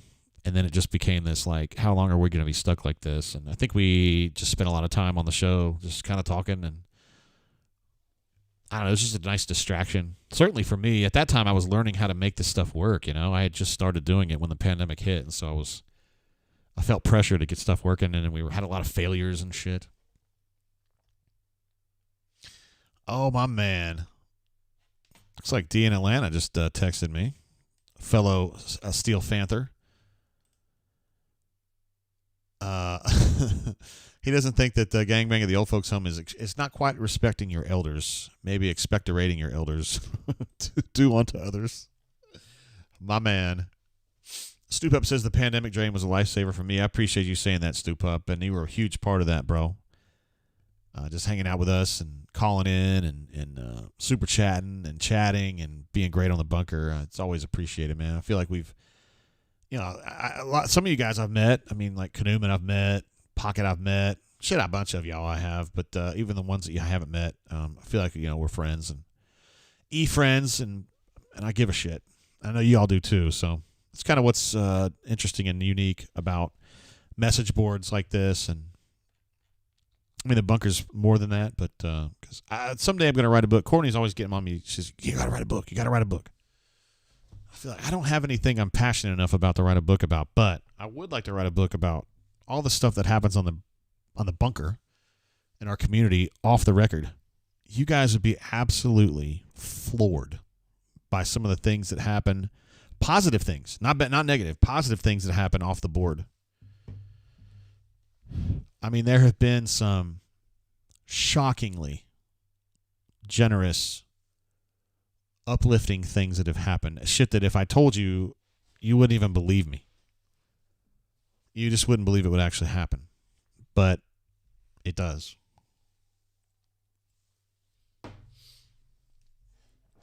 By the way, I got my Grand National thing here. That's a car I used to drive. This is the badge that was on the side of that bad boy.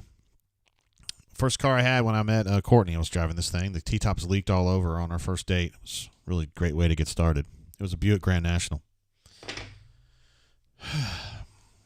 Oh, those old days. Now I drive a Hyundai Sonata. I've settled. Someday I want to drive a Lotus. They're not even expensive. I just want to drive a Lotus, just like the one in Pretty Woman. Richard Gere was driving a white Lotus Esprit in that movie, and I think that's the one I would want. White with white wheels. Terrence says, during the pandemic, I was so desperate for sports content, I watched a professional cornhole tournament replay, and that wasn't even me at rock bottom. I watched some of the cornhole too, bro. Toolman says, JGT had a GN. Fuck yeah, I did. Let me see if I got a picture of it. Hold on. Oh, no, I put the pictures up, man. I was actually looking for them the other day. I was hoping I would find a picture of me and the Grand National together because at the time, I was in Oklahoma, and at that time, you wore a mullet is what we did. So, I mean, I had the full mullet, you know. But I didn't find a picture of me with the mullet and the Grand National. I was just taking pictures of my own car. But, yeah, I had an 87 Grand National. And my dad, for reasons that I don't understand and never will, actually paid for, because we didn't have internet at that time, he sent off for a chip that he put in my car to change the turbo programming to make it faster. And so I never lost a race.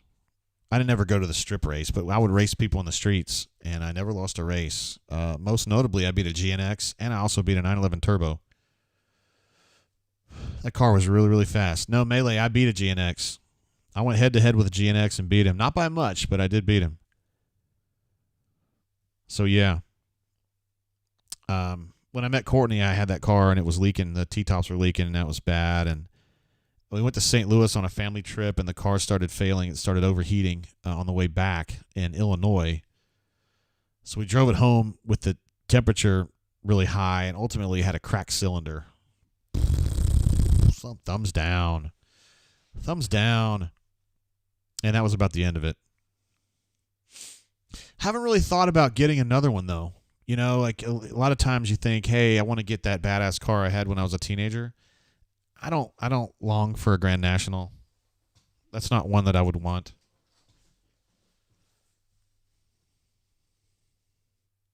Yeah, Tim says GNXs are not super special besides being really, really rare. That's true. They're not much different than the GN, right? They're basically has a chip in it, and it's got a few different effects on it. It's got like a little vent on the side, whereas on a GN, it just has this, but on a GNX, it's got like a little vent above it, and I think it has a different badge. It has the Super 6 on it, but it has like a different badge. Melee says, was yours black or the rare gray? So the rare gray would have been a T-type, which is essentially the same thing as a Grand National, I think, but just looked like a regular car, which is actually more badass if you think about it. But no, mine was black for sure. T-Park says, amazing, JG. I need to see some pics of you next to that bad boy. I don't know if they exist, brother. I think it was just me taking pictures of it, you know? Like, I wouldn't have been like, take a picture of me in front of my car, you know? Like, I was just taking pictures of the car. I was really stoked to have it. But I don't long for it now. If I was going to get a car from my younger years that I could get again, it would definitely be a 93.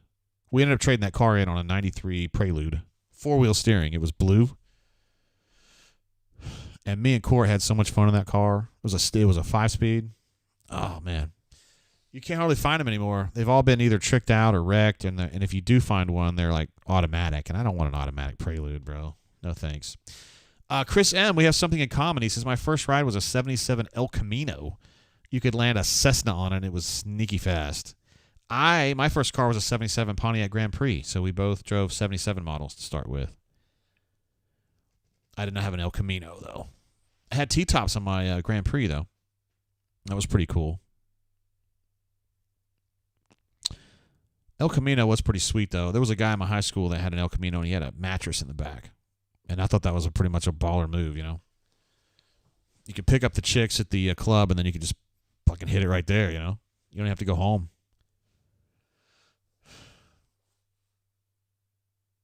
Let's see. Tim says, my goodness, I lost it. Would have never thought there would be G-body guys in here. I have a Cutlass Supreme. Nice.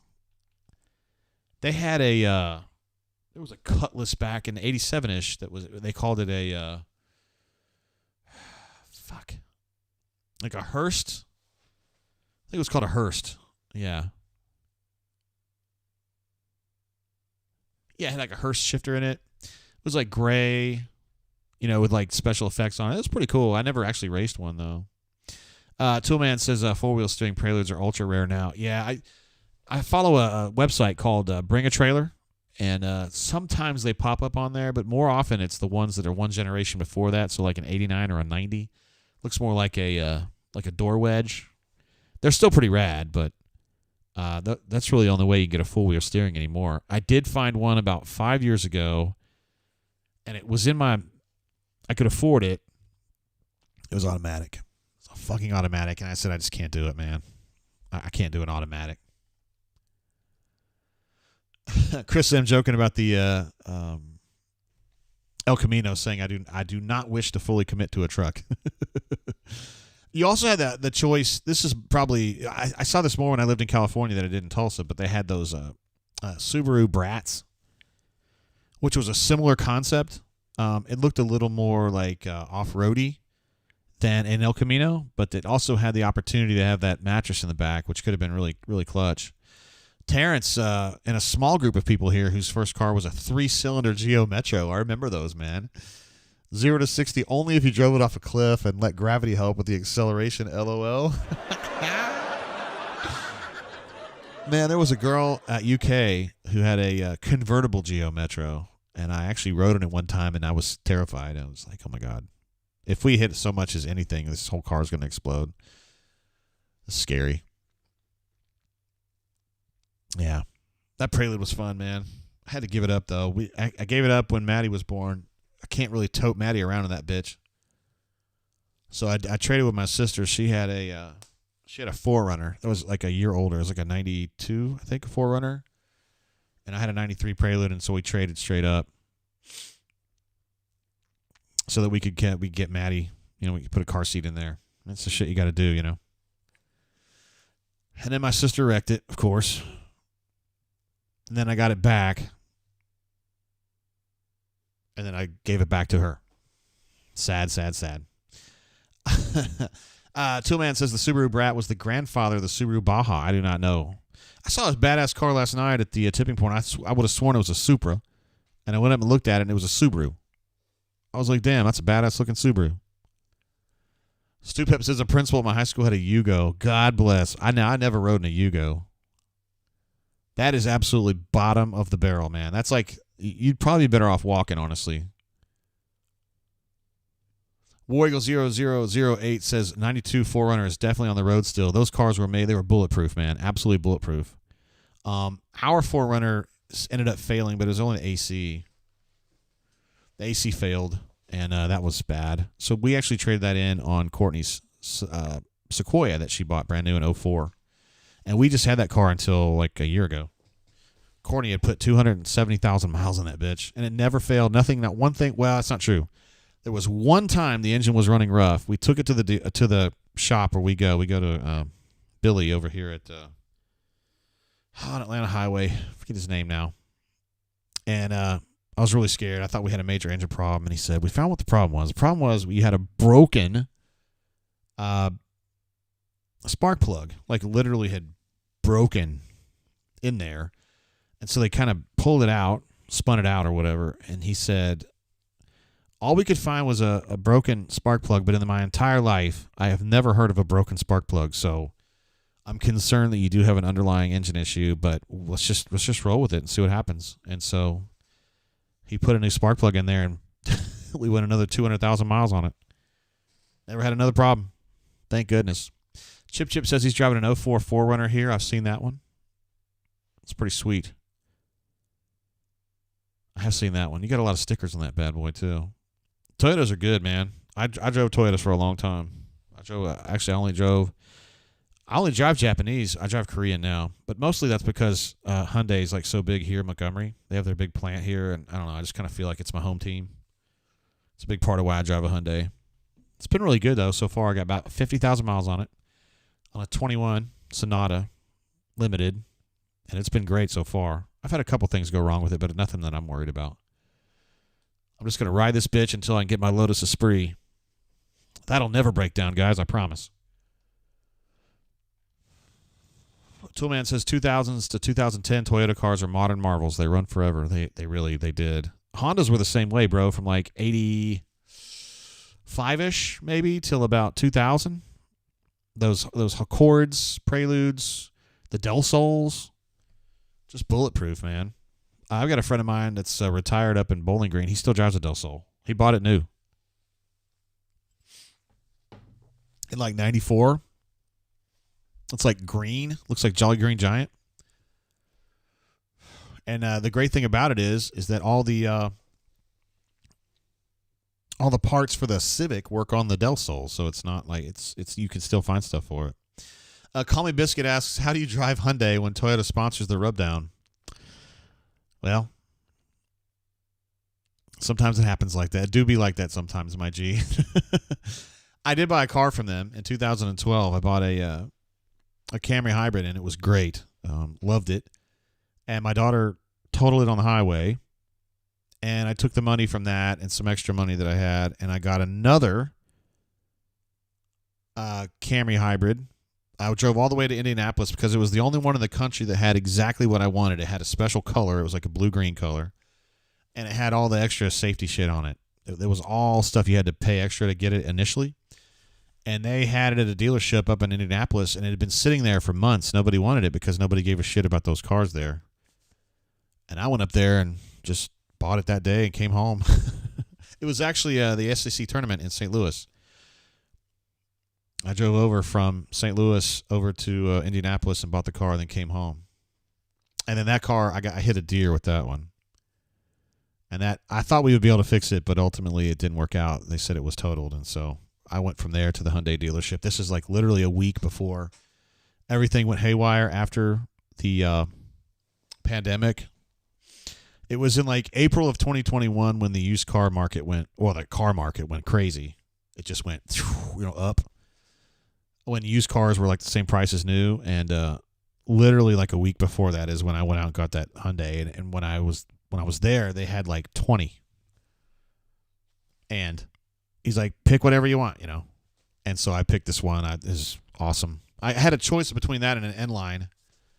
I ended up getting this one because the seats were more comfortable. I'm glad I did it, actually. Cuzzo says the Bammers game is over, and they win 99-67. Good golly, Miss Molly.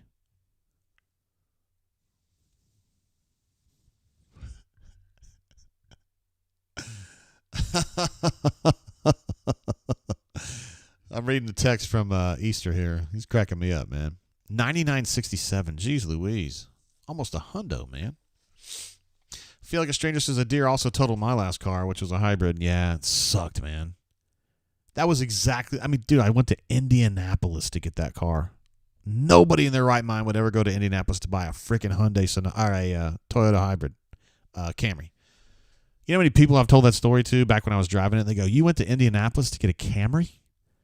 Like you couldn't have gotten one of the 50,000 that were on sale in Alabama? And I was like, no, it didn't have everything I wanted. Toolman says, where did this Bama team come from? Dude, they score points like mad, dude. That's how they do it. That's what they do. They are a scoring problem. What's the latest on Tennessee, Kentucky? Is Tennessee still up in that one? God, it sucked hitting that deer. I was so mad. See, Terrence says he's gone from Geo, Metro to Volkswagen to Honda to Subaru to Audi. Wow, I like the Audis, man. Yeah, I really like those Audis. My wife, her first car was an Audi. But when I met her, she was driving a 85 Honda Civic hatchback. That thing was badass. Had stick shift. She had the Netherlands flag on it. If Dawn's still here, she was flying a Netherlands flag because she'd spent a year over there. And then she also had the Caio tag on that bad boy. Ravin says Tennessee's up 78-66. Interesting. They're going to be hating that one. Boy, Kentucky's going to be sore about that. Losing 2 in a row.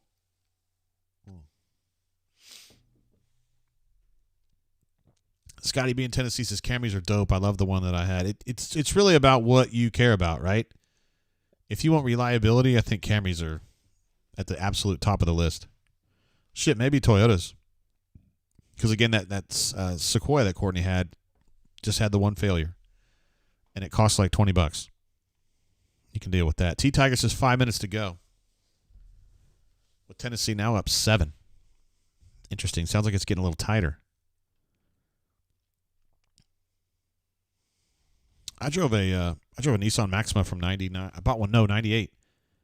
98 to 12. I drove the same car. I got 275,000 miles on that bitch. You know, the average distance from the Earth to the moon is 267, I think.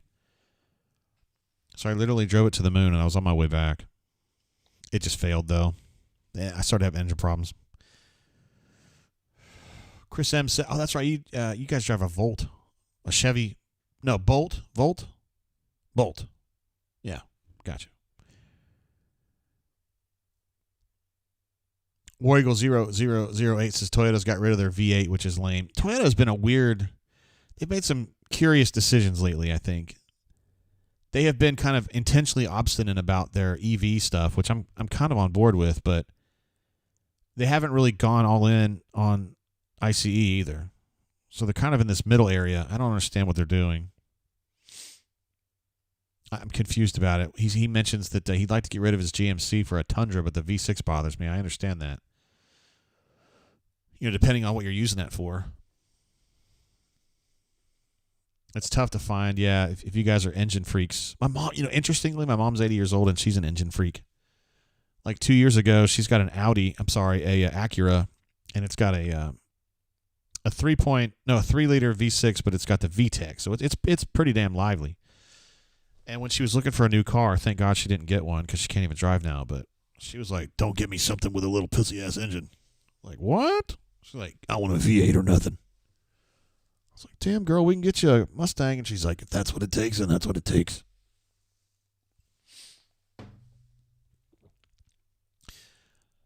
That VTEC, it's a Honda engine, but the VTEC 3-liter that my mom has, that thing will pull now.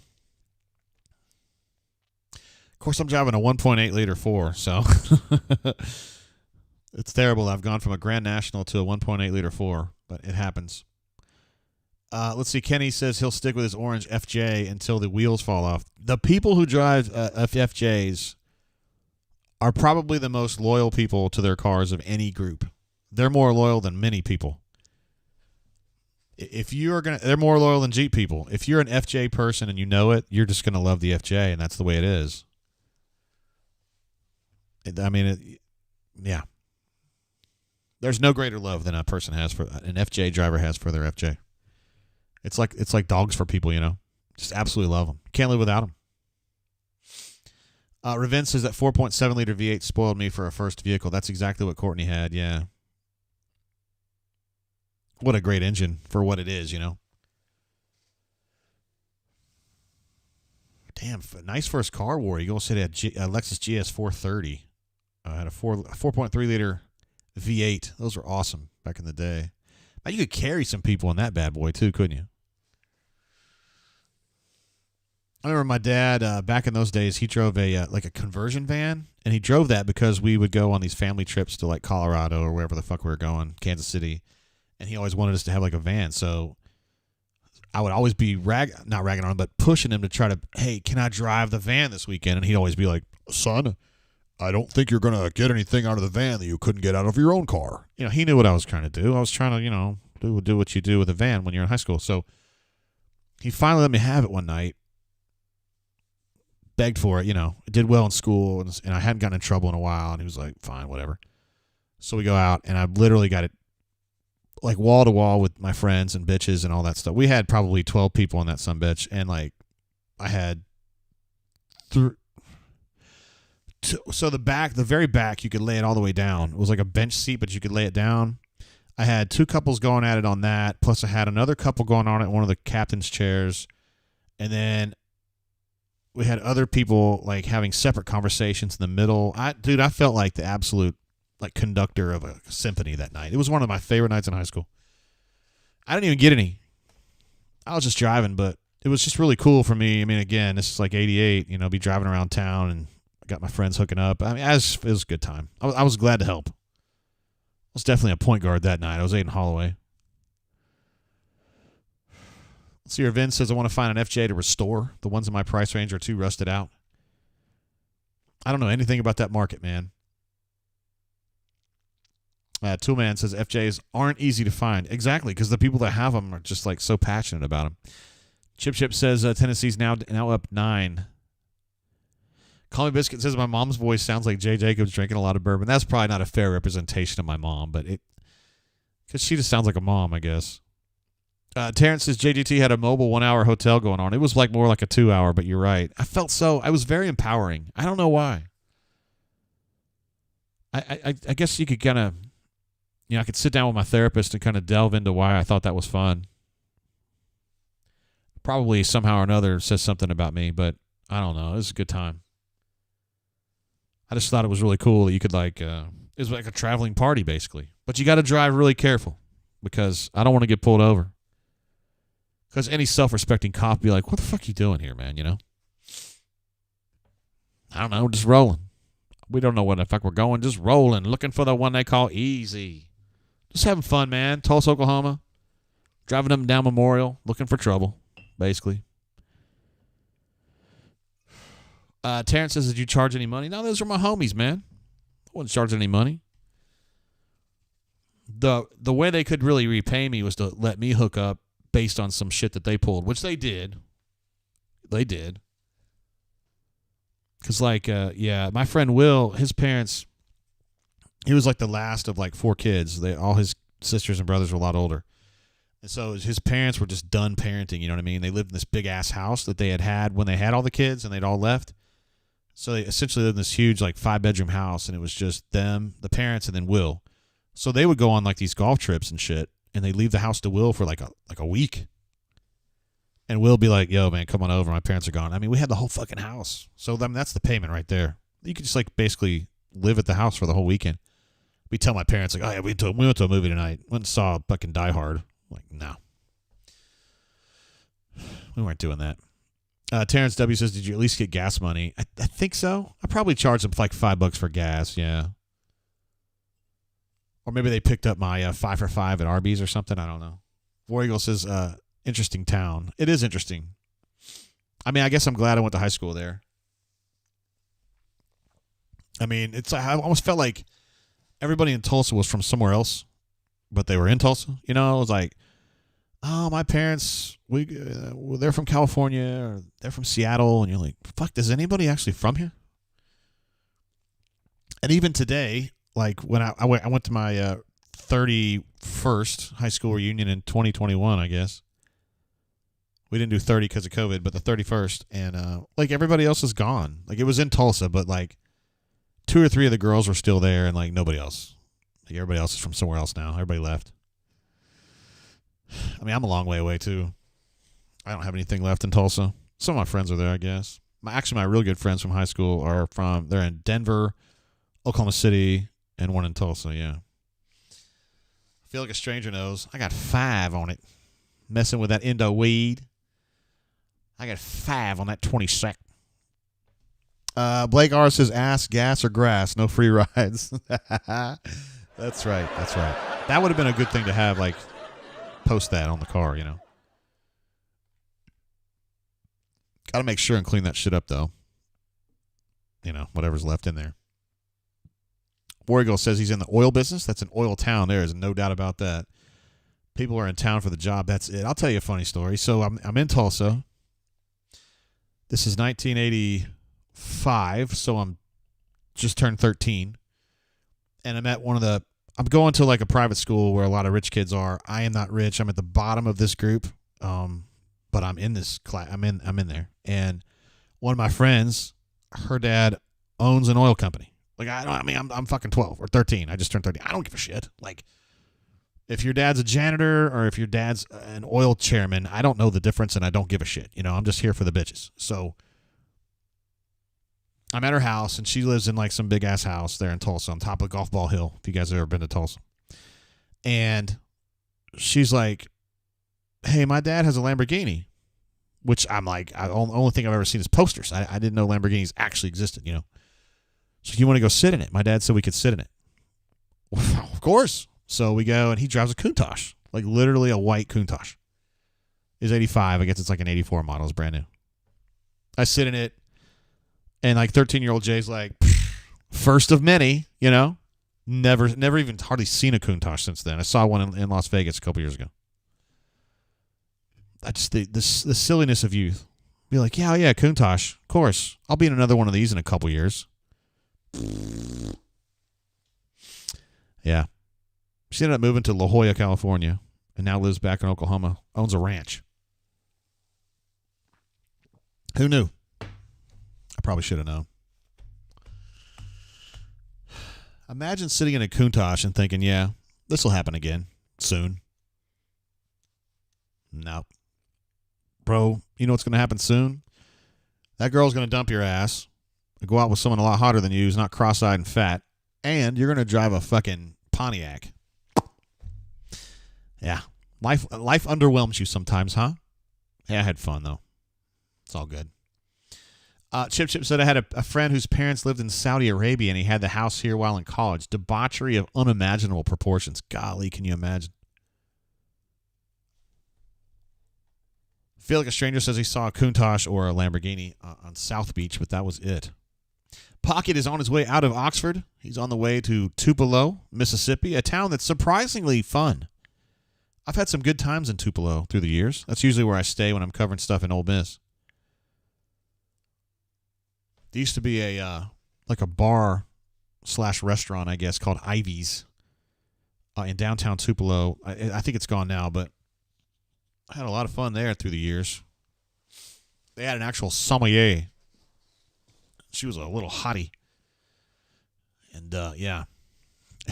Chip gives me a super chat, says, for the Lambo. My G. That is probably not going to happen, is it? That's okay, though. I appreciate the super chat, though. Maybe we'll put that toward a Lotus Esprit. I feel like a stranger says, yeah, JGT, but you're the Commodore. You're the Commodore. It sounds like she's she's definitely not a loser, but I appreciate you. She's good people. She is. If I was her, I would have dumped me too. But I ended up hooking up with her good friend Laura, and she was probably hotter anyway until she dumped me for a guy named Stacy. That's okay. It's a story of my life. I mean, I am what I am, I wasn't really the Commodore back then. I was like this quiet, nerdy guy. Somewhere along the way, I got mouthy, and I don't know. Me and Courtney were trying to figure out when the hell it happened. It was before I met her. And I asked my dad before about it, and he goes, nah, you've been pretty mouthy since I've known you. I was like, nah, I wasn't when I was younger, was I? And, like, you can tell he doesn't remember. Terrence says, you know what they say, fall down 7 times, get back up 6. You're damn right, brother. We were talking last night. I was out with Corey Seaweb from the chat or from the bunker. He and his wife, we'll just call her T. And we were talking about Patrick Swayze. And Dirty Dancing came up. And I was reminded of how in 1987 I went to see Dirty Dancing and asked a girl, as a long shot, Terrence, I asked a girl for a friendship French. And that went about the way you would expect. I didn't get my ass beat, though, and she didn't actually laugh me out of the theater. She said no, but she took it easy on me there. Yeah. Like, imagine, I just don't even know what I'm thinking. Like, even if the idea crosses your mind, like, why would you actually execute that, And the girl was way too hot for me. So I don't even know what that story was. I don't even know. Like the shit that I come up with, I don't even know. The cool part of that story though, the postscript is that she was at the reunion, and I got to tell the story. Well, Courtney already heard the story, but I got to tell it again in front of that girl. So that was fun. That was a good time.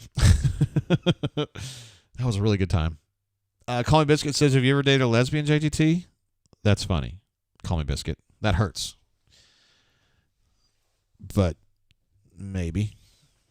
I don't think she was a lesbian at the time. She's back with guys now, so that's all I'm saying. That's my statement on that matter. Chip says 300,000. Come on, dude. The Hughes says the money I had, half of it I spent on hose and blow. The rest I wasted. Well said. Well said. These Esprits, dude, they're not that expensive, man. They're really not. There's no way those cars are that expensive, bro. Let me see. Let me get on. Bring a trailer and see if what the last Lotus Esprit went for.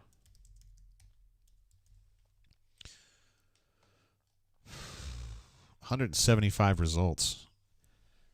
The vast majority of those are going for under 50. Here's a 98 that went for 59. Now, I'm looking for more like a 90. Now here's a 91 Turbo SE, went for 28.2. Whoa, there's one. 18,000 miles on this 03 Esprit V8. That's 150, but it ain't happening. 1988 Lotus Esprit Turbo Commemorative Edition. Shit, that would work. I'll show y'all a picture of that one. This went for $25K on bid. This is it right there. So that's the kind of car I'm talking about right there. I don't love the black wheels, though. I'd rather have white wheels. But either way, that's exactly what I'm talking about. I told myself like 20 years ago I was going to have a Lotus Esprit at some point in my life. And it will happen. But we're not there yet. Let's see. Terrence says, call me Biscuit before or after he dated her, LOL. She dumped me for a girl. That's what happened, Terrence, but it's fine. It doesn't define me. I don't know why we have to keep going through this. Chip says, getting used exotic car pricing on the brain drain outstanding. We do get a little meandery, to be fair. We're 2 hours and 32 minutes into the show. We certainly spent the first hour talking Auburn, 100%. We had J-Head on, as you know. You've been here the whole time, but just for folks who are catching up with us now. And, now we're 2.5 hours in. And we're just having fun on a Saturday night because it's 9:48. What else are we going to do? My bar's going to close in 12 minutes-ish. So it's just me and this rebel. Maybe we should just finish this bitch. Yeah, let's just finish this bitch. It's been a good bottle, though. I've enjoyed it. It's given us some good times. Maybe we'll get up to Kentucky this summer. You can find this in Kentucky, and they have this at the distillery at Lux Row fairly often. I think we've been 3 times, and they've had it 2. And the one time they didn't have it, she seemed surprised they didn't have it, the girl that worked there. So anyway, it's good. It's probably, compared to the Rebel that I usually have, it's like softer, which isn't necessarily great, but 100 proof, ain't bad.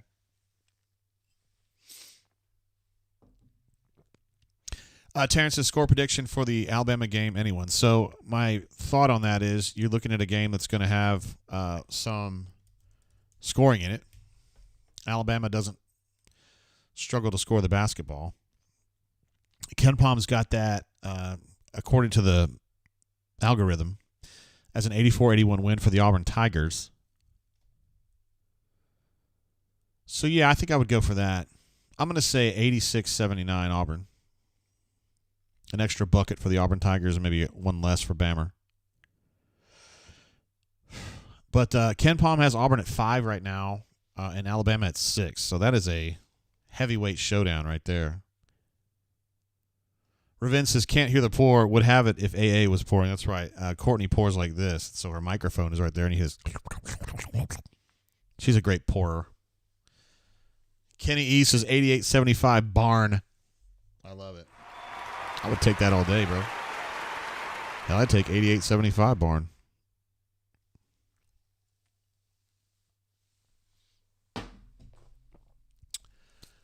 We put that one away. We'll send that one to bottle heaven. Thank you. Please come again. Chip says he has French kissed a French woman. That's good. I have not.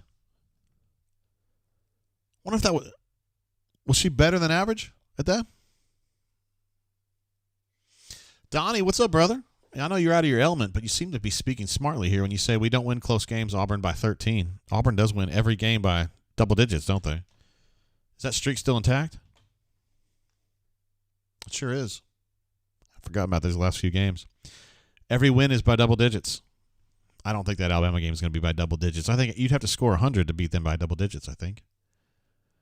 Whale Driver thinks the Florida game is a worry. I agree. I was trying to mention that earlier. Mobile Alum was asking what the toughest road game is, and obviously the Tennessee game is the toughest, but Florida's a concern. Florida is definitely a concern. They're definitely on the come up here. All right, Wargle0008 says, all right, G's headed to bed. Y'all be good. Thanks for the show, JG. Thank you for being here, brother, and spending some of your Saturday night with us here on the Brain Drain. Great to spend some time with you guys and gals. Whale Driver says, I've had relations with a French woman. I backpacked around Europe with her. That sounds ballsy right there. I couldn't do that. I spent so much of my life like really, really wanting to be in America. And like, so Courtney would be like, hey, why don't we go to fucking wherever, Cancun or Jamaica or Europe. And I would always be like, I'm not leaving America. And then I don't really feel that way now, but I'm still kind of leery about, we were supposed to fly to Europe in 2020. We had that set up for a year, and then, of course, that got ruined. I'm still just kind of scared about flying to Europe. I don't really want to fly over the ocean like that, but I know you just got to man up and do it. I mean, how else am I going to go see some of my soccer heroes if I don't fly over the water, I guess I go to Inter Miami games. Yeah. 2 hours and 37 minutes, man. Crazy. Appreciate y'all hanging out with me. Whale Driver says, yeah, you could. It's not like it wasn't fun. That does sound fun. Of course, my gal's not French, but as it is. Hugh says Florida is a concern. Wins are scarce down there, it seems like. Yeah, they've been a lot better this year, for sure. They are a problem. Let me take a look and see what they've been doing here lately. I know they had some losses. They lost to Kentucky at home by 2. But other than that, that's the only home loss they've had this year. So, yeah, they've been good down there. Of course, their home games have not been necessarily awesome. Their best home win this year is technically Mississippi State. No, yeah, Mississippi State is their best win this year, 79-70 a couple weeks ago. Let's see what Snortney had to say. She just texted me. Oh, she's telling me wrap it up. She's giving me the wrap it up sign. That's only the first warning, though, guys. We're okay. Everything's fine. Everything's fine. Chip was a player back in the day. I love it, man. Look at him. I've heard the story about how he got, how he landed his wife, and he did some finagling there. It was well done. We call it the swinging gate, is what he did. Although there was no swinging. It was just a swinging gate. It was about some of this action. He kind of pick and rolled her. That's what I did for Courtney, too. I had to do a little pick and roll on her ass. Hugh says, don't watch old reruns of Mayday. You won't want to fly overseas. Brother, I'm not going to watch any of that, please. You're scaring the hell out of me already. I'm sitting here in Montgomery, and I'm scared about hearing that. I will say this, dude. I have done everything I can to get over this by watching a lot of FlightAware. And so some days I'll just be working on shit for the site, and I'll set an alert on FlightAware for a flight that's going from Atlanta to London or whatever, and I'll just kind of keep an eye on it. And then you know what happens? They always get there. They always get there. Every single time. Call Me Biscuit says wrap it up is code for sexy time. Nah, she would just say it's sexy time if it was sexy time. Chip says I didn't have many wins, but they were significant when he had them. Yeah, we've had some good ones, huh? Not you and me together, but yeah. We all celebrate our big dubs. Fortunately for you and me, though, our dubs live with us, so kind of enjoy that one every day, I guess. Chip says UK fans are filing out. Sad. Sad. Yeah, you got some guys that are like Al Flanagan. They show up when it's low pressure, but then you got to be like me and Chip. You got to be great when the pressure's on. When you got a chance to pull in a life longer, you gotta make it. You gotta make it work. You gotta do what you got to do. In my case, I had to take her to Olive Garden. Oh yeah. There was a time when Olive Garden was actually pretty good. It's kind of a little bit more upscale than it is now. Although we had a great experience at Olive Garden last weekend in Prattville. Allie was our server, not Allie Davison, but a different one. She did a great job. So if you guys are ever up there, eat in the bar and have Allie serve you because she's great. And I don't know her. I'm just saying she did a great job. All right, so Alabama got the win tonight. These standings are just slightly out of date. They're going to be 8-1 now in the league, so they're one game ahead of Auburn and South Carolina now. And Tennessee is, I guess, a half game behind Auburn at 6-2. And Kentucky drops down to 5-4, which people are going to be tripping about. They're going to be really tripping. Tennessee dropped a hundo. Ooh, that's going to hurt. It's going to leave a mark. Those people that are mad at Cal, people who feel like, Cal's not what he should be, are going to be empowered and emboldened by this one. Chip said I had to learn to cook. I have found out that cooking makes a difference. I've been cooking more. I've probably cooked more in the last 6 months than I have in my entire life prior to that. And it helps. I'm just going to leave it at that.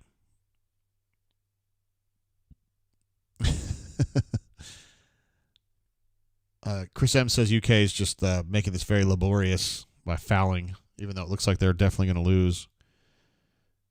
Giving up 100, man. Jeez. I bet that doesn't happen lately to UK. They take a lot of pride in, first of all, winning every game and not giving up a hundo. Sheesh. Not great, guys. Not great at all. I'm going to get to 10 o'clock because we're only about 2.5 minutes short of that, but I say at 10 o'clock we're probably going to wrap this bitch up. Ravin says Jay likes to know how his woman handles a breadstick. That is absolutely true. We got a final now, Buck says. 103-92. That is a lot of points in that game. Somebody made some money on the over on that bad boy, didn't they? Yeah, Courtney does love breadsticks. She'll eat them sober or drunk. In this particular case, the other day she was sober, but she's been known to eat them drunk too. Boy, R.I.P. Cal. The great Cal has been demystified a bit, hasn't he? Chip says UK scored more than Auburn tonight and lost by 11. So what happens when you don't play any defense, man? Auburn does play defense. Alabama plays some. Auburn just got to manage runs in that game. I'm talking about the Wednesday game. And I think we will do a show after that one. Even though the tip's at 6:30, which means we'll be probably starting a little bit later than I would like. Just because, in the Eastern time zone, I always like to think of our friends in Atlanta and even points east of there. But I think it's going to be a game that's so important that I think we need to talk about that afterwards. So we'll definitely drain it Wednesday night. Probably get on the air around 9 o'clock Central, 10 o'clock Eastern. And just do our thing. I feel like a stranger call says Cal's getting regular season rickrolled. Ay. He is kind of, isn't he? Yeah, you hate to see it. Nah, you love to see it, actually. I say that as a UK graduate, too. But it's been a long time ago. And I didn't walk either. Didn't need to. Already walked once. Let's see. Blake thinks that Nate Oates is going to go to UK in the offseason. There is going to come a point, dude, where it's just going to be too much for UK to handle. Where they just can't deal with the losses, man. They just don't. It's like it being at Alabama football, I think Kalen DeBoer is going to find out real soon just how serious Alabama people are about their football. One shitty loss next year, and I'm telling you, it's going to be on like Donkey Kong, yo. Ravin did mention one thing he was pissed about in this game was how many lobs went over the top. Yeah, that was probably 4 or 5, wasn't it? And a couple of them were awful. And there were a couple other ones that I remember CBM coming off of his man for no reason and leaving him essentially unmonitored near the bucket, and they didn't get the ball to him, so there should have been more. But, yeah, I think they gave up 4 of those that I'm just thinking off the top of my head. Cisse had 2. Brakefield had 1. Yeah, it could have been even more. Got to have more awareness. You can't just leave people in the post. You can't do it. And it's not Janai and Jalen doing that. It's other guys when they get switched out. So let's see. Chip says, "Oh snap! I'm off work Wednesday. Game plus drain. We're definitely going to be doing that for sure." All right, we did hit the 10 o'clock hour. We got a bonus minute on there too. Auburn Tigers victorious again, 91-77. In second place now with South Carolina in the SEC. 1 game behind Alabama, 1 half game ahead of Tennessee, and then got the game against Alabama Wednesday, 6:30 in the Central Time Zone. That's going to be on one of the big ESPN networks. I don't know which one. But be there or be rectangular, so to speak. We'll be draining after that one. Big game, big game. And until then, we'll be talking about there's got a lot of juniors on campus for football right now. Some pretty key ones, and Caleb's going to be all over that. He was all over that today, and he will continue to be all over that tomorrow as well. And then we'll be building toward basketball. We'll also have a podcast on probably Tuesday, I would think. So what I want you to do is have a great Saturday night. Go out there and do what you do, whatever that may be. Let's make great decisions. Have a great Sunday without football, sadly. And then we're going to get into that next week and get ready and start building for that Alabama game on a Wednesday night, okay? That's what we're going to do. Till then, keep your feet on the ground. Keep reaching for the stars. I appreciate you guys being with me for so long today. We're just having fun. Being ourselves. And I appreciate it. So I'll see you guys on Wednesday night. Until then, peace. Love you guys. See you guys. Out.